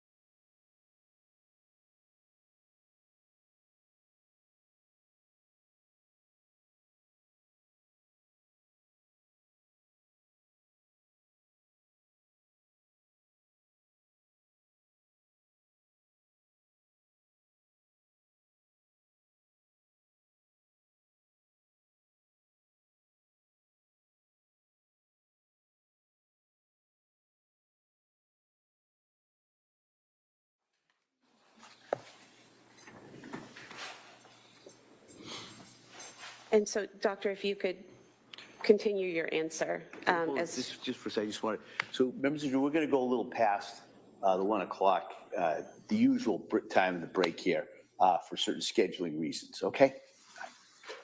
So if you could just summarize briefly what you said that you thought that Dr. Tuff's approach was reasonable. If you could just summarize briefly why you thought her approach was reasonable. According to the notes and also the emails, communications with between Dr. Tuffs and Ms. Clancy, I found Dr. Tuffs to be very responsive to Ms. Clancy's symptoms and concerns in really trying to make adjustments according to how Ms. Clancy was doing. Thank you. And you were asked by defense counsel about her visit to Women and Infants Hospital and about the defendant. I believe what defense counsel asked you was that every time a doctor told the defendant to do something, she was on it immediately. Do you remember being asked that? Yes. And do you recall that in the Women and Infants records that they offered her 3 programs, an inpatient hospitalization, a partial hospitalization program, and an outpatient program, and the defendant said that she would talk to her provider for guidance about those programs? Yes. And do you recall reading in the notes and records of Dr. Tuff's nurse practitioner, Gelada, that she never discussed those 3 programs with her doctor or her nurse practitioner, correct? That's my recollection. Now, in terms of the calls to Aspire, to the hotline for the suicide hotline, you were asked about where in the records you saw that, and I would just like to approach also from Exhibit 222, the note from December 8th, 2022 of Letitia Dukes. And if you could just review this note here and then look up when you're finished.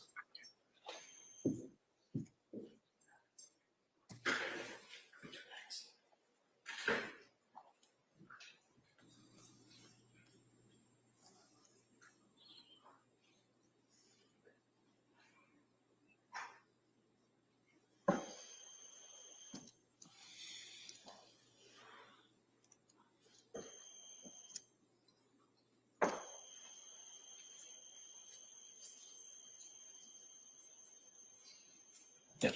Doctor, is this the record that you were referring to that gave you the information about the defendant's call to the suicide hotline?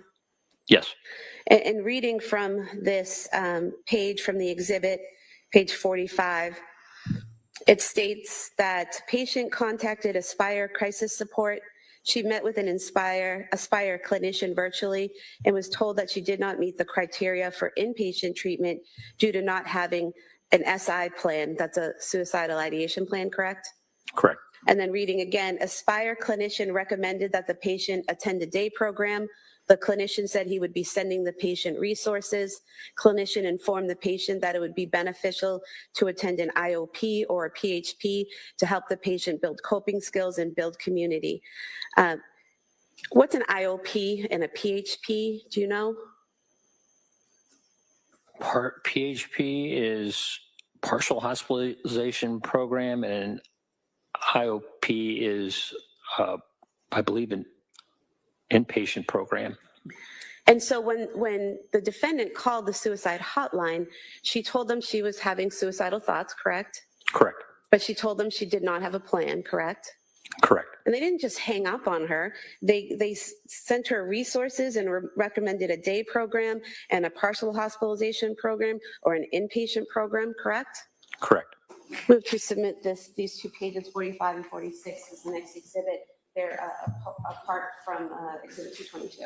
All right, subject to the same objection, I'm going to, that may be admitted. 197.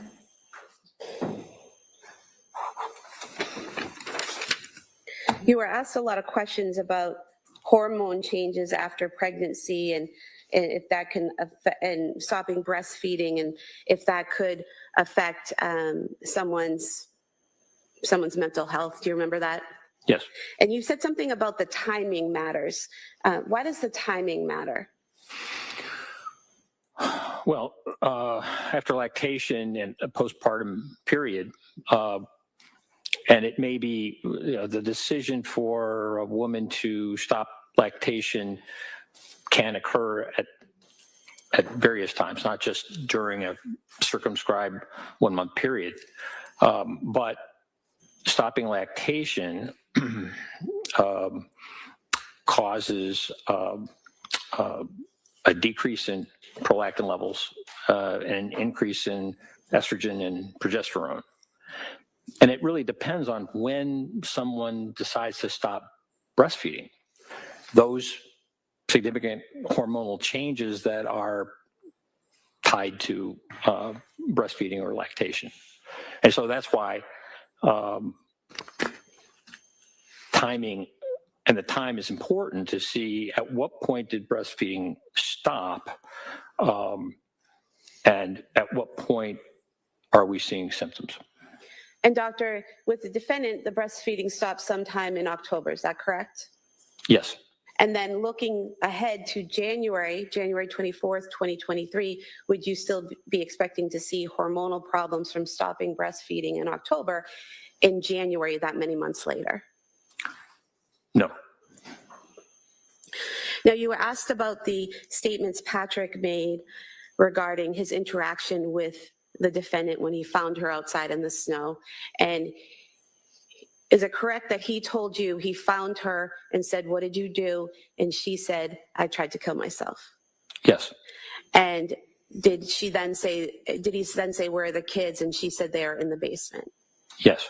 Did he then tell you that he then called 911?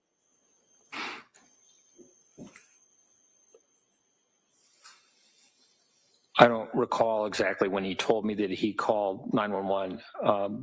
What I recall is his statement about what she said to him. And that was her statements to him when he immediately found her on the ground? Correct. Okay. And you're aware that at some point he made a 911 call, correct? Yes. And during that 911 call that you listened to, you didn't hear the defendant saying any words at that point, correct? I did not. And as a physician, are you aware that someone who's been injured can deteriorate over time? Yes, particularly after an overdose. And can they be speaking in one moment and then unable to speak moments later? Yes.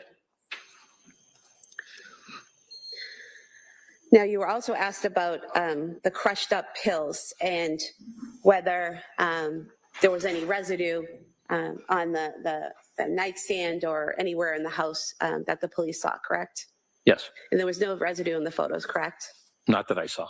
But you don't know when she crushed up the pills, do you? I don't.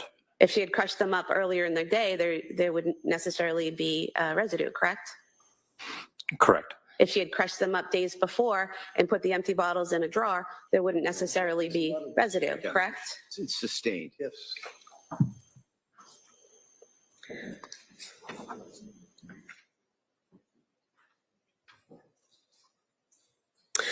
There were many texts between the defendant and her mother in January, correct?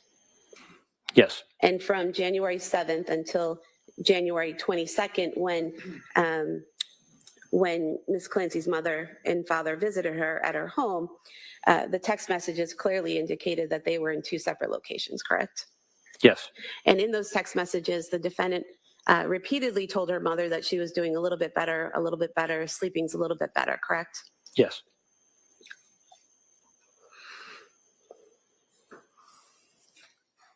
You were asked about Dr. Resnick and how many articles and how many books he's written and how he's well known in this area, correct? Yes. And are you familiar with Dr. Resnick's teachings about malingering and about psychosis? Yes. And is it fair to say that Dr. Resnick teaches others that one of the red flags to look for in malingering? You can ask him what he's read. I tell him what she wants him to say. No, hold on. Let me hear the question first. Are you aware that one of the red flags that Dr. Resnick teaches to look for in malingering and faking hearing voices is that someone automatically obeys a command? Yes. That's stricken at this time. Can I see counsel?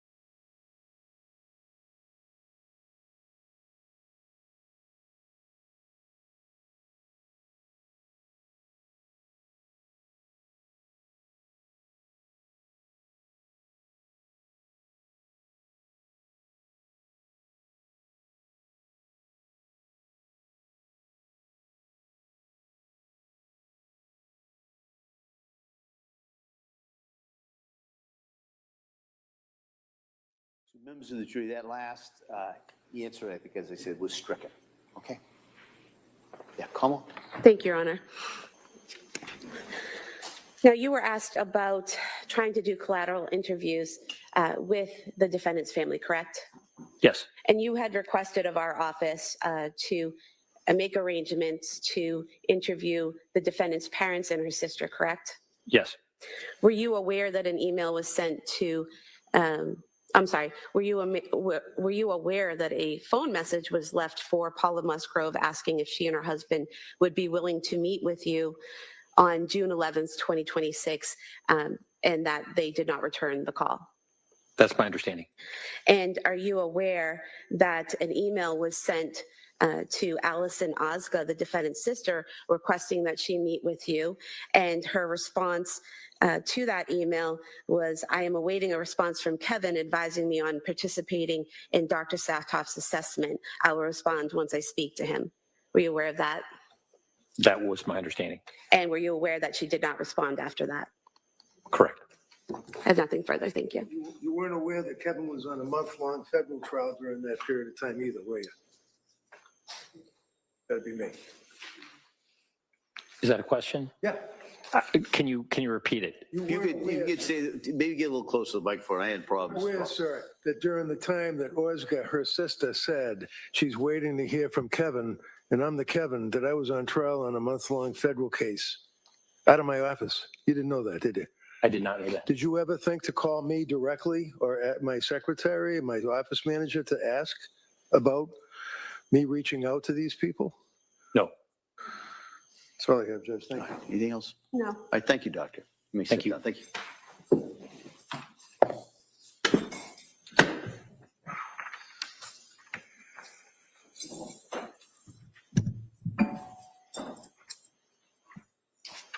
All right, Attorney Sprague? Commonwealth rests. All right. So so members of the jury, the Commonwealth has now rested their rebuttal case. So you have the evidence. All right. And so at this point, what I'm going to do is excuse you till tomorrow morning. All right. And tomorrow morning, you should be ready. We're going to have closing arguments and legal instructions in the morning. And then the jury will begin deliberating. All right. So that's tomorrow. So I would suggest go home, rest up, and be ready for tomorrow. And so now you've heard all the evidence. For the first time I can say that you've heard all the evidence. But you haven't heard the arguments from the attorneys. You haven't even heard, like I said before, the law that you're to apply. So you still have to keep an open mind. All right? So those instructions that I gave you for the last 4 or 5 weeks, they're doubled down today. All right? Don't read anything. Don't talk about this. Don't watch anything. Don't discuss this with anyone. And keep an open mind. All right? Come this far with that open mind. Bring it with you tomorrow. All right? And so get a good night's sleep. I look forward to seeing you tomorrow.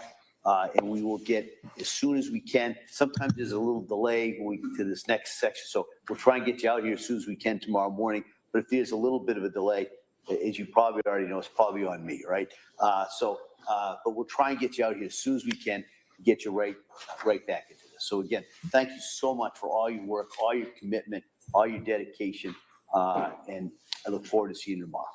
Okay. Court, all rise, please. Jurors, no first place on the chair.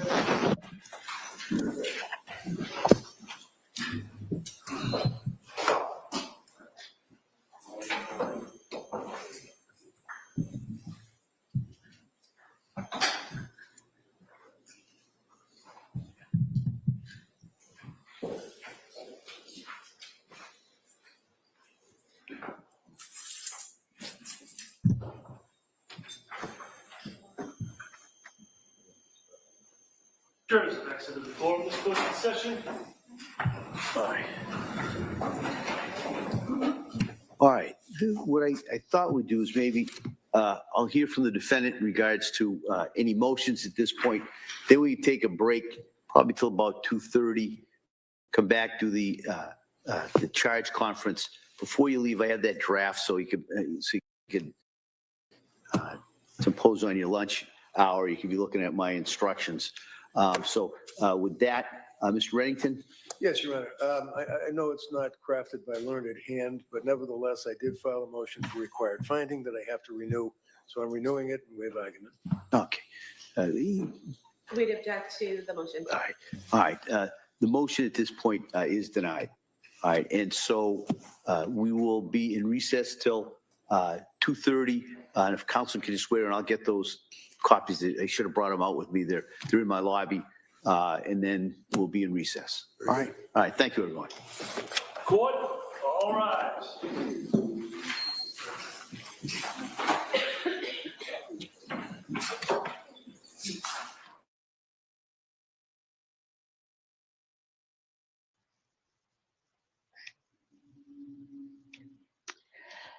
Whew, all righty. Well, there we have it. We are done with witness testimony in the Lindsay Clancy trial. The motion that Red just said, I'm not exactly sure. He has a couple of standing motions. That one I'm not sure, because I know one of the standing motions was about leading, because that's pretty much all these prosecutors know how to do. This must be something else, though. And I'm not entirely sure, because it's not something that they've shared, as far as I can tell, unless somebody else remembers what it was. I can't remember anything else. This is a lunch break. They will be back. They're going to be working on jury instructions.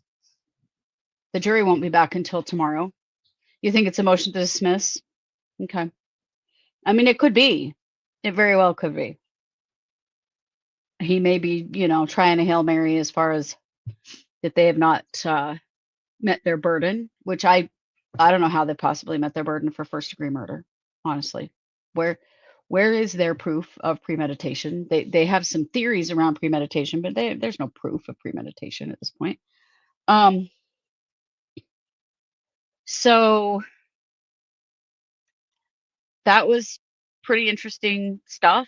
I think that Reddington did a pretty good job of discrediting some of the parts of this witness, but some of the things this witness said were pretty compelling, I would imagine, for the jury around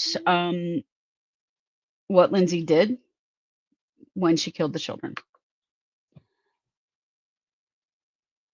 Red just ignored that completely to not bring more attention to it. I did appreciate how he pointed out how much of what this doctor testified to is what Patrick Clancy told him and not what Lindsay told him. He did prove over and over and over again that this guy is in no way an expert in postpartum mental health. Frankly, none of these defense or these prosecution witnesses were. I'm really tired of listening to white men talk about women's bodies and women's experiences. It's getting pretty old. The Lamictal conversation really pisses me off because they're acting like Lamictal is just the only mood stabilizer out there in the world. And if she wouldn't take that, we all have the right to determine whether we're going to take a medication or not that a doctor offers, right? And many of you in the chat, and I've had that same experience, have said, well, here's meds I've refused to take because of the side effects and the risks of them. We've all been through that at one point or another, and that is our right as a patient. The reality is there are tons of mood stabilizers out there, and frankly, there are many better than Lamictal. They didn't offer her those. They just offered her Lamictal, and when she wouldn't take it, just threw up their hands. It's so stupid. It's like, well, if you won't take this, there's nothing we can do for you. Are you serious? Lamictal is an old drug with a lot of side effects. The rash is a horrific one, but there are other side effects too. It's originally an anticonvulsant, which means that it is sedating. Was Lindsay Clancy not on enough sedating medication as it was already? Also, the fact that they are continuing to refer to this as crushed pills when they never tested it and have no idea what that actually was really, really, really pisses me off. Because they continue to just refer to whatever the residue in that cup was as crushed pills. But there is no forensic evidence whatsoever that that was crushed pills because they didn't test them. Because they did a shit job of this investigation. It's just like trying to indicate that blood in certain places was blood, except they never tested those spots. So we'll never know if that was blood or not. Just like we'll never know what the residue in that cup was. The poorly executed investigation is a very significant part of my doubts in this case. Right. It's all according to Patrick. Whatever Patrick said must have been true. At no point has anyone addressed, and I wish Red would, and maybe it'll be in his closing, I don't know, the reality that Patrick Clancy had reason to lie. His mentally ill wife had just killed his children. Patrick Clancy was going to make sure that he is viewed in the most positive light so that he is not seen as responsible for what's happened. And so to take his word for everything without acknowledging that he's got his own bias and his own motive for lying really pisses me off. Because this entire investigation, excuse me, is based on what Patrick Clancy said. Except there's no way to corroborate what he said is true. The fact that Lindsay Clancy couldn't speak on the 911 call and that she couldn't speak to the paramedics, but that she could give full sentences to Patrick is of huge concern to me. Right, yeah. Melissa says, I have a powdered electrolyte that I take every night, and it does look like powdery, crushed up something, right? I was thinking about magnesium powder too, Cherish. Magnesium powder looks that way too. That could have been anything in that cup. We'll never know because they literally didn't test it, even though it's quite key evidence in this situation.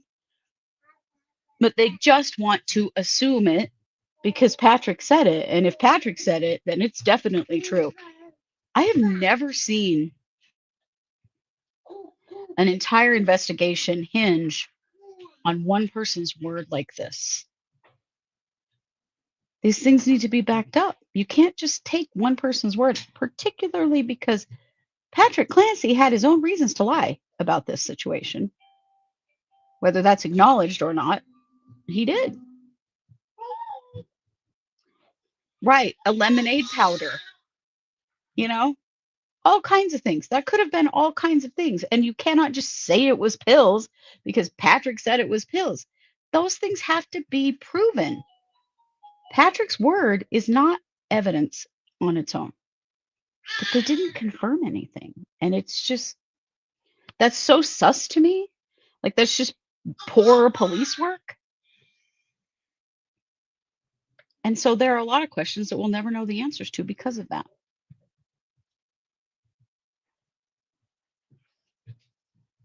So I don't know. I have no idea where the jury's at. Honestly, I have no idea where the jury's at this point. I wonder if they are just feel like their heads are spinning at this point. But I am very glad that the defense brought up repeatedly that it was more than 3 years after the crime before any of these defense witnesses evaluated Lindsay. Where were the evaluators that could have evaluated her right after? Do they exist? Do those evaluations exist? And they don't have to use them. But why did it take them so long? Nosy. Sorry. Naughty dog trying to steal what was left of my sandwich. She will. She's shamey. All right. So we're on lunch. They're going to come back with some more.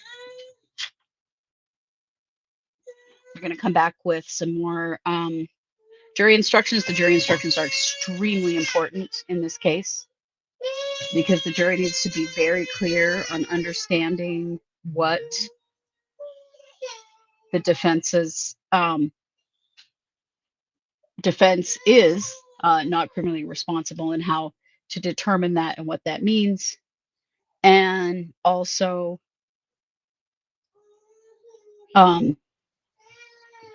all of the options that the jury has as far as guilty, not guilty, not guilty by not criminally responsible. Thank you, Gabriel. I know I was forgetting something. When he talked about how that her command hallucinations didn't tell her step by step how to kill the children. I don't know if he's watching TV and not really using real psychological examples here. But that is such a narrow view of psychosis that you're not psychotic and experiencing command hallucinations unless the voice tells you step by step exactly what to do. That's bullshit, you guys. That's bullshit. That is that tiny little narrow view that the prosecution wants the jury to see of what psychosis can look like. Many doctors on that stand said, yes, Lindsay Clancy could have taken her child to the doctor, could have fed her kids, could have answered the phone, could have done all of those things and was still psychotic. That is entirely possible. That has been proven over and over and over again. But this guy, you know, with his experience with postpartum women in 1982, thinks that her command hallucinations could not have been real command hallucinations unless they told her step by step what to do. And that's utter bullshit.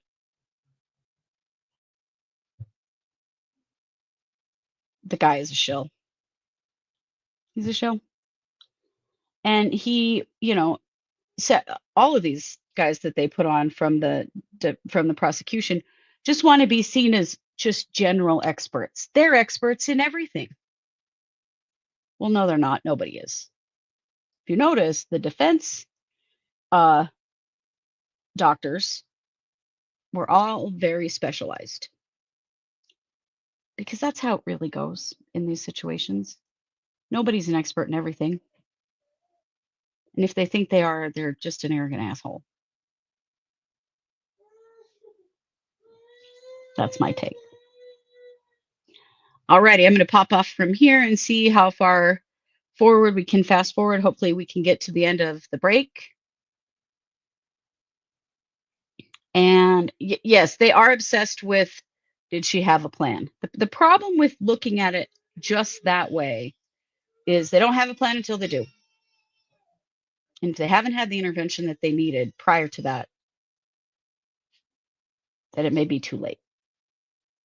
And so just because someone doesn't have a clear plan in the moment, that's risk assessment. But does it mean they're not mentally ill? And does it mean that they're not in danger of harming themselves? No. And repeatedly coming back with suicidality over and over and over again without a clear plan is very concerning, because it means that what they're doing for intervention is not working, or the suicidality would subside. But it didn't. It didn't subside. But nobody saw that as a concern, that hey, she doesn't have a plan, but she's also still suicidal. And I think that it's a rut that mental health in general falls into. I've seen it before too. That this idea that a person is safe if they don't have a plan. Well, they don't have a plan till they do. I told you about a person I worked with once who told me that they weren't considering suicide. They didn't have a plan at all, picked up the bottle to take their meds, and instantly felt like they should take the whole bottle, and did. There was no plan. It was a totally spur of the moment event. And Red did get that last doctor to admit that psychosis can happen like this, because it can. There does not have to be lead up. With some people, there is, and with other people, there is not. There's no one answer. There's no one cookie cutter way of looking at someone who is suicidal, of looking at someone who is experiencing psychosis. It's not like, oh, every single person experiences it the same way. No, every single person experiences it a different way. And so looking at it like, well, they didn't do it this exact way that I expect them to, so therefore it's not valid, is bullshit and terrible mental health care.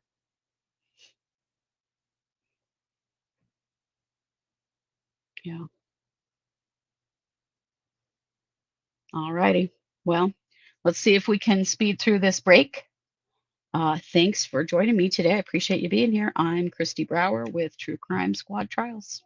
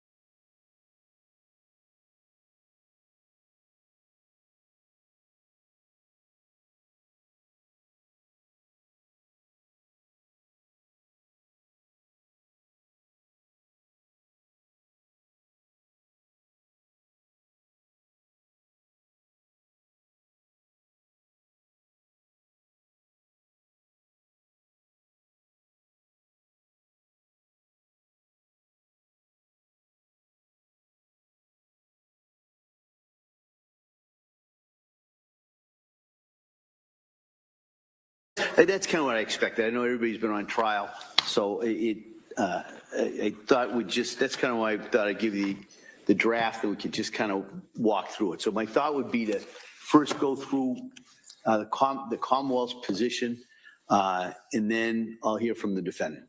Attorney Buckingham?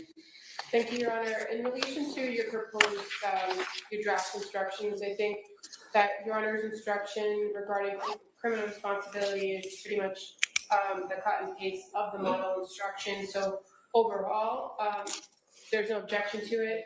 However, the Commonwealth would just like to put on the record that we don't think that voluntary intoxication, the 3 points that were added in to Your Honor's draft are necessary, and I'll just cite to the Commonwealth versus Brown, 449 Mass 747, 2007 case, where it says that an instruction on voluntary intoxication is not required absent evidence of debilitating intoxication. Such evidence must support the inference that at the time of the killing, intoxication impaired the defendant's ability to form any requisite criminal intent. And so in this case, I understand counsel is going to argue, medications, and he's free to argue that to the jury. But as far as instruction goes, we're talking about criminal responsibility. We're talking about mental status at the time of the event on the day in question of January 24, 2023. There is no evidence to support that there was intoxication to a debilitating effect, as the Brown case indicates. I think what the best evidence the court has is that the defendant in her journals and in some statements that she made to the experts indicated that at the time of the offense, she was taking amitriptyline and one other medication that she had been on for quite some time. And Your Honor now has evidence that it was a very low dose of amitriptyline. And there is nothing about the observed behavior of her on that day suggesting that there was any debilitating effects of the consumption of the prescription medications on that day. So we would ask that those sections not be included in the instruction. If Your Honor is inclined to include them in the instruction, we are asking that you add a qualifier into it's what's listed as paragraph 3, where it starts to talk about. Is that on page 3, kind of Roman numeral 3? Yes. Okay. Roman All right. numeral 3. Yeah. Says the defendant who lost the substantial capacity I have just described involuntarily intoxicated by prescription drugs. We would just ask that you add on the day of the offense to, again, just be clear to the jury that we're talking about her consumption or the consumption of the medication on that day. I did notice a quick typo on page 4 under Roman numeral 4. In that first full paragraph, where it's the consequences of a finding. It says in the maybe 5th line, it starts, if the court concludes the defendant is mentally ill and that her discharge would create a substantial likelihood of serious harm to himself. Okay. It's just a pronoun. Right. Okay. No, I appreciate that. As far as the remaining charges, instructions on the charges of first degree with deliberate premeditation and extreme atrocity or cruelty, the Commonwealth has no objection to that. I would just note another typo on page 7. Where Your Honor lists out the Castillo factors. On the third factor, C and D appear to be on the same line, and there are just some numbers in there that I don't think make sense. This is the manner and degree of severity of the force used. Oh, I got you. Yep. And as far as the instruction on involuntary manslaughter, the Commonwealth would object to the involuntary manslaughter, and I would cite to the case of Commonwealth versus Garabedian, which is an older case, 399 Mass 304. It's from 1987, and it says that the defendant, in that case, the defendant argued that involuntary manslaughter was required because of evidence of involuntary chemical intoxication. That was a case where the guy was he sprayed chemicals on lawns, and he had an interaction with a homeowner and ended up getting into a physical altercation where they're strangling her, falling off a ledge, hitting her with a rock, and then strangling her with a shoelace. So in that particular case, the court held that an unlawful battery was quite likely to endanger life and hence could not be classified as involuntary manslaughter. So where it's a wanton and reckless conduct theory, I think that Garabedian is right on point to say that in situations like this, where we have the strangling of the individuals, of the babies, of the kids, unlawful battery is quite likely to endanger life, that it shouldn't be an instruction for involuntary manslaughter. So I'd rely on that case to argue that that is should not be included in the instructions. And there's one more point. Your Honor, at one point when we were arguing about particular pieces of evidence and duplicative evidence, Yeah. Your Honor did indicate giving some sort of instruction about the jury shouldn't consider the fact that there might be duplicative evidence as giving any more weight or importance. And I know you do have a small line in that where it says in the what is evidence section about the strength or proof is not determined by the volume.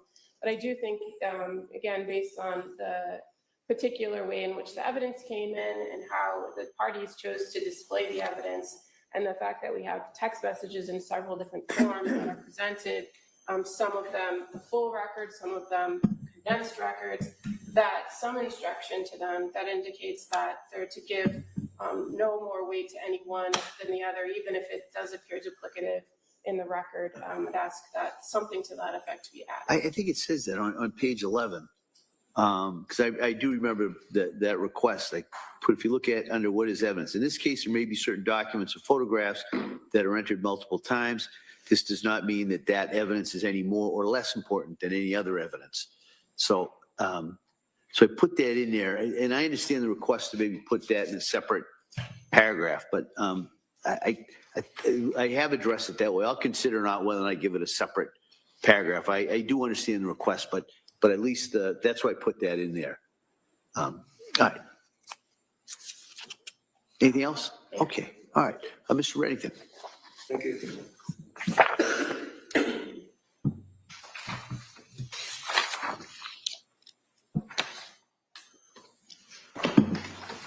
Thank you for the time to review the stuff, Judge.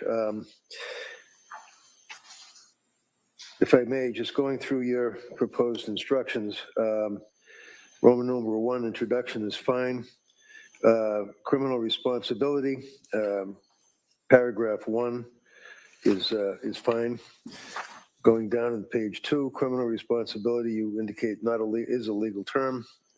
Not criminally responsible with a mental disease or defect, and then you make reference to lacking substantial capacity either to appreciate criminality or wrongfulness of the conduct or conform the conduct. That's fine.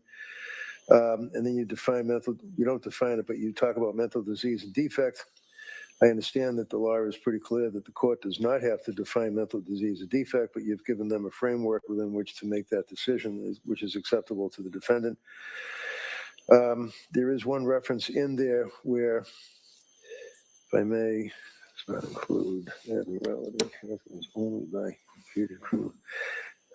So you say in that sentence, the phrase mental disease or defect is a Let me find that. I'm sorry, it's page 2. Yeah. Second paragraph down after that first sentence. I got the phrase. Go ahead. Yep, mental disease or defect, in quotes, is a legal term, not a medical term. That's fine. It need not fit into a formal medical diagnosis. Fine.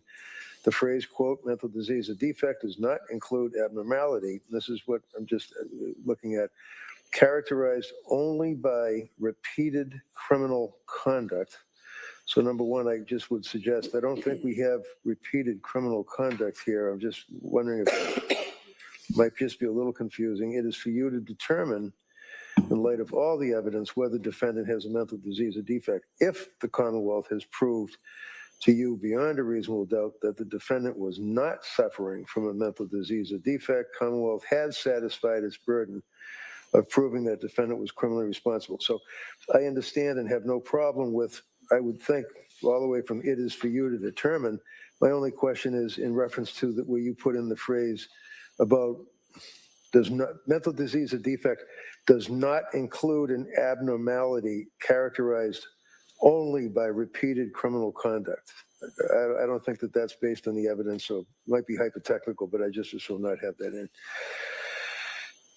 Next paragraph, if the Commonwealth has not proved to you beyond a reasonable doubt defendant was not suffering from a mental disease or defect, then you must consider whether, as a result of mental disease or defect, the defendant lacked substantial capacity either to appreciate or the wrongfulness of conduct or conform.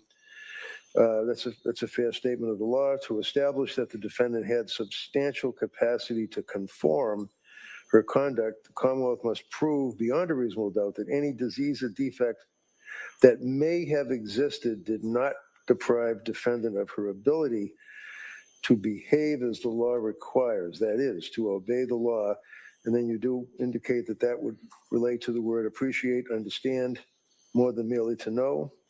And then criminality, and then you do get into means the legal significance of conduct, and wrongfulness means the moral significance, which is fine.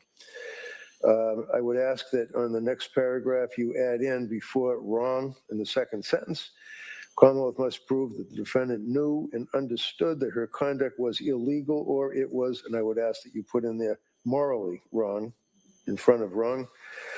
And then the rest of that paragraph is fine from my point of view. Last sentence, the court notes, defendant must have been able to realize in some meaningful way that her conduct was illegal or wrong. And again, I would just ask that you would insert the word morally wrong.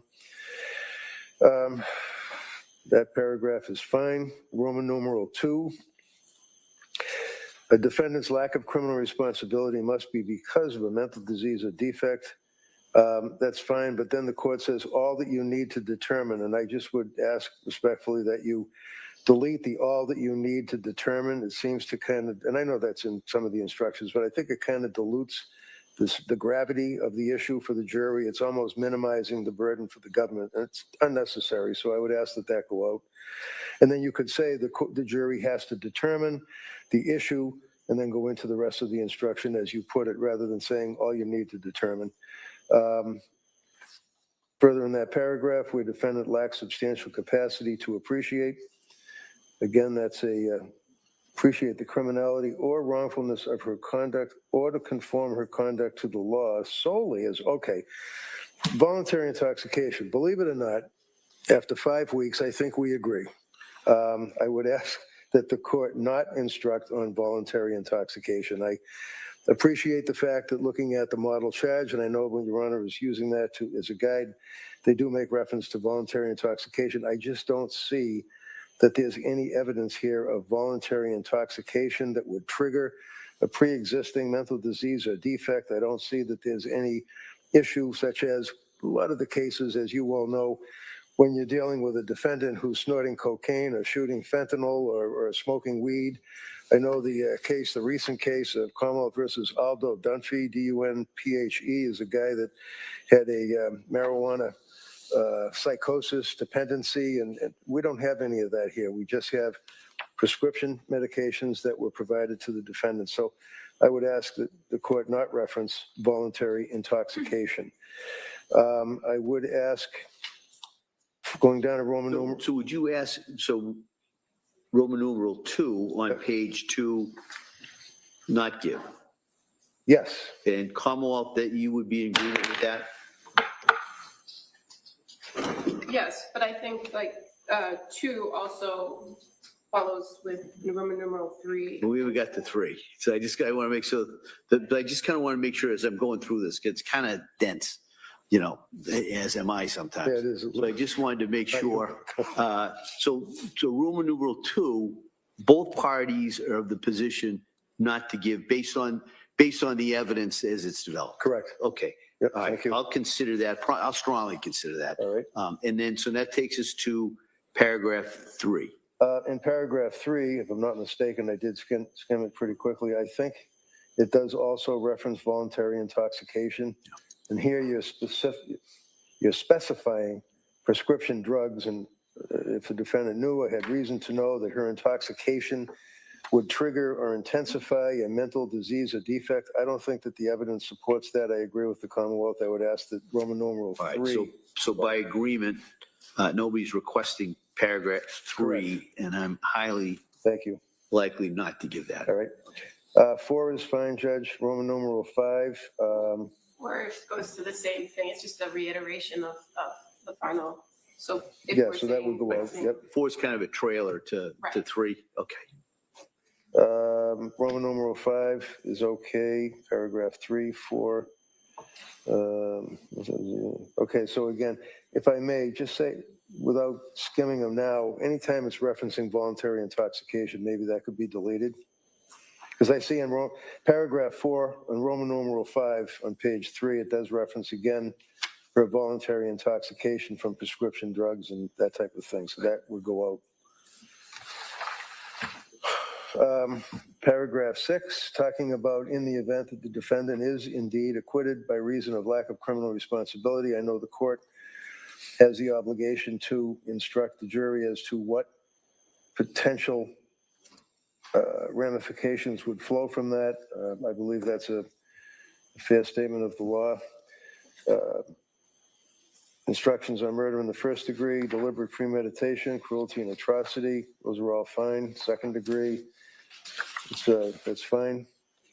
Involuntary manslaughter, I do think certainly the facts as presented and the evidence does justify the instruction as the court. Let me hear you. What's the argument in regards to the involuntary manslaughter?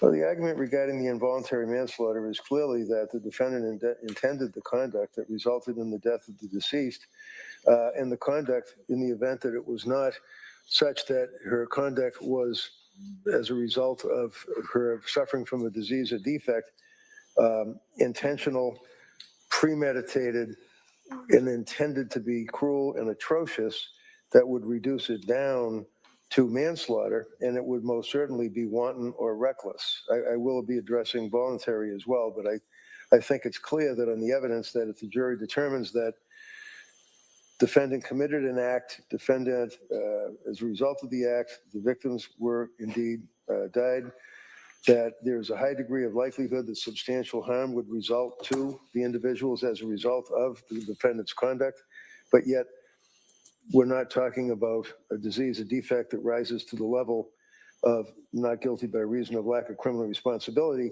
You would then revert to, or default, if you will, to the standard of wanton and reckless conduct. And we know that wanton and reckless conduct under the Lansky case, basically if a defendant does an intentional act that is not just negligent, it would have to rise to the criminal standard or the criminal level of being wanton or reckless. So I think that would in fact justify an instruction on involuntary manslaughter. If you want, I can continue with the voluntary manslaughter that I would ask the court to instruct. And that would relate to the issue of diminished capacity. I know the court is very familiar with Commonwealth versus Gould. I believe it's 300 Mass 672.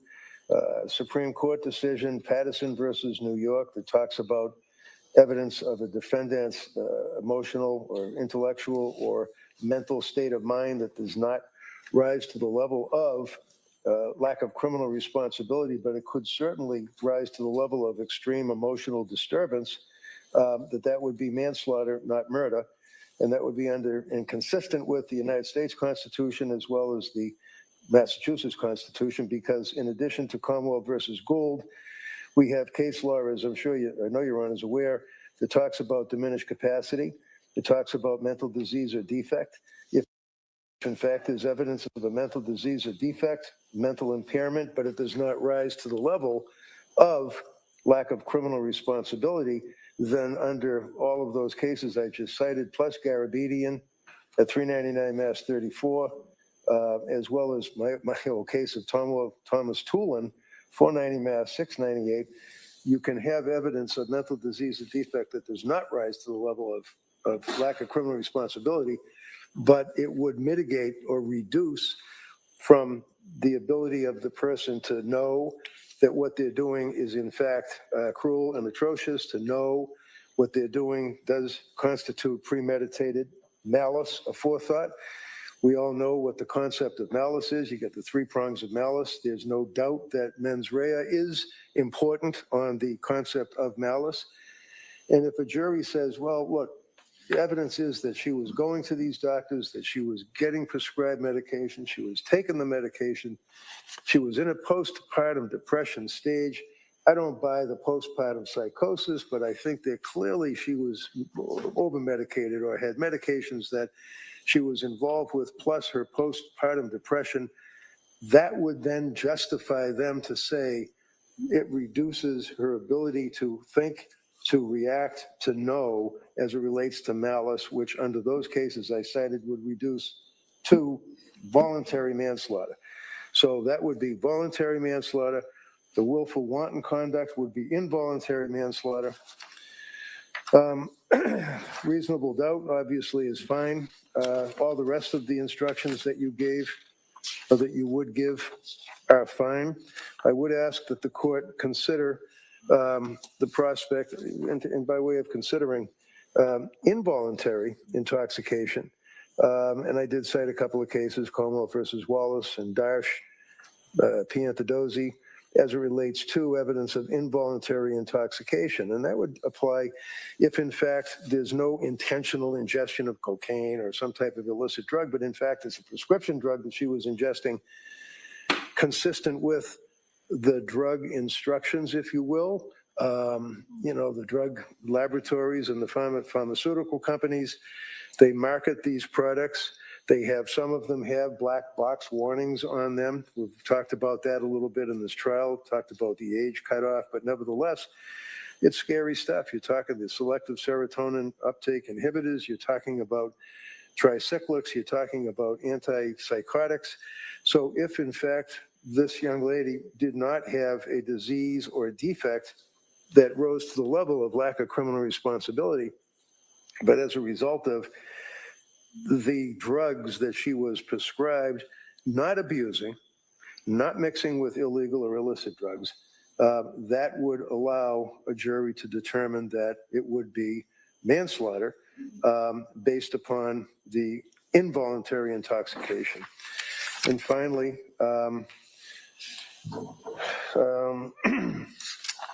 I would ask that the court entertain giving a Bowden charge in this case. We know that the case law under Commonwealth versus Bowden allows the court, upon evidence presented to a jury, of inadequate police investigation. Because if you recall, way back in the day on this case, I did move for a bifurcation, and my argument to the court was that defendants in lack of criminal responsibility cases are really hogtied, if you will, because to have the lack of criminal responsibility, you have to admit involvement in the crime. But yet, when you're trying the case with lack of criminal responsibility, the government still has the burden to prove to a jury beyond a reasonable doubt that the defendant is guilty of, based on the evidence, that particular crime. And if there's evidence of a police investigation that is deficient, a jury does have a right to consider that as a basis of an acquittal. They can consider that for purposes of finding reasonable doubt based upon the lousy investigation. In this case, it wasn't just a lousy investigation. It wasn't even an atrocious investigation. It was no investigation. In this case, Judge, the police, I think we all would agree, even the government, they basically accepted the fact that she strangled the kids are in the basement, she's guilty, and we move on. They didn't investigate anything. They didn't test the screen. They didn't even take a picture of the screen. They didn't see if there's any blood on the screen. There's no crushers for the alleged crushing of the medications. There's no indication that there's powder that she was crushing the medication to ingest the medication. There's all sorts of questions regarding the blood spatter, the blood. The police never investigated. They come into the court, they talk about their investigation through the crime scene laboratory and state police. And every question that I would ask about the door, about the blood drop on the door, about the siding, they come to 6 months later or whatever, they take the siding, it's degraded, they can't even test it. I could go on and on and on with the horrific investigation in this case. So I think it would be fair for the court to instruct them on Bowden. That's it. All right. Commonwealth, I know there was one, there were two requests I think that were, you may not have been aware of, but I wanted to give you an opportunity to be heard. One is the Bowden instruction. Also, one is the voluntary manslaughter. Before I let you do that, if I'm looking at the instruction that I have as a possible instruction regarding involuntary manslaughter, Mr. Rankin, doesn't, if we took the word involuntary out of there, doesn't that instruction there apply to the argument that you're making, considering the last paragraph? I'm sorry, which paragraph? Yeah, up on page 8. Okay. We're talking about the manslaughter instruction. Yes, I do. In the last paragraph, it talks about the ability to consider evidence from either a mental impairment or consumption of prescription drugs. No, I agree with that, Your Honor. If we were to fashion that, I think that instruction would. So just one instruction. Voluntary, involuntary, it doesn't really matter. That's what I want. That's kind of what I was thinking, just to go. I agree with If I give it, it would just be one instruction, and I wouldn't name it either involuntary or voluntary. It would just be if I give that. Okay. All right. And I think Attorney Buckingham, I don't know. I know the Commonwealth objects to that anyway, so I'm not asking for the assent on that. But what about the Bowden instruction? So, Your Honor, we would object to the Bowden instruction. Again, counsel is free to argue whatever he wants about the police investigation in this case, but as far as failures of the investigation that have been identified in the course of the trial, I don't see if there is any. And everything that Attorney Reddington just said about what they didn't test, they didn't test the screen. Well, there's clear photographs of the screen and the condition of the screen, and that was very apparent. That was done on the day of the incident. It was documented. Witnesses testified about that. Witnesses gave statements about the window in and of itself. The blood on the outside of the house was observed. There's been adequate testimony about why it wasn't swabbed on that particular day. And there also has been adequate testimony about subsequent decisions to go back and get information or get the swabs from that area and what testing was done. And that there was testing done to identify that it was the defendant's blood that was on the outside. So I think that the evidence, the claims have been made, but the evidence shows that there has been an adequate police investigation. The only point of contention appears to be the drawer and the pill bottles, and there's been some claims made about things that were not done about those things. But again, I think there's been adequate testimony about why those things weren't flagged on that day of the incident. Police weren't aware of the fact that there was actually an ingestion of medications on that particular day. And when they did notify, or when they were aware, we had prescription bottles that were provided by Patrick Clancy, but those bottles in that drawer conveniently never got produced for testing or further analysis. So I think, again, he's free to argue it. I don't think it rises to the level of an instruction. And just to kind of as a side note on a comment about involuntary instruction, I don't think there is a one. So I would ask that the court not consider that, because I don't think there is an actual instruction about it. Again, counsel's free to argue that in the form of intent, in the form of whether, the Commonwealth has met its burden regarding criminal responsibility. But as far as I can find, there's no particular instruction on that. And if Your Honor were to provide an instruction, then according to the case law, if it's raised to that level, then we would have the burden of proving voluntary consumption, which would put all of that back into play that we've now just agreed. All right. Well, I am going to give a manslaughter instruction in line with basically what's on page 8. I am not going to give a Bowden instruction. The defendant is free to argue that any deficiencies that he feels that are in the investigation, certainly free to argue. I will not give the voluntary intoxication instructions in regards to the criminal responsibilities. So I'll have a better draft in the morning, but I just kind of wanted to let you know what the instructions are so that you can prepare your closing arguments. In speaking of those closings. How much time do you think you may need on that? I'm usually pretty quick. I would say half hour. I was thinking more of an hour. All right, I was thinking of all the testimony, all the exhibits. If the parties want an hour, you don't have to use it all. And like I said, I've seen all three of you try cases, so I know you'll be making progress. So if it gets to 1 hour and 1 minute, I'm not going to push the button. So just so we can kind of have some estimate. All right. Anything else we need to address, you think, before tomorrow? No, thank you. No. All right.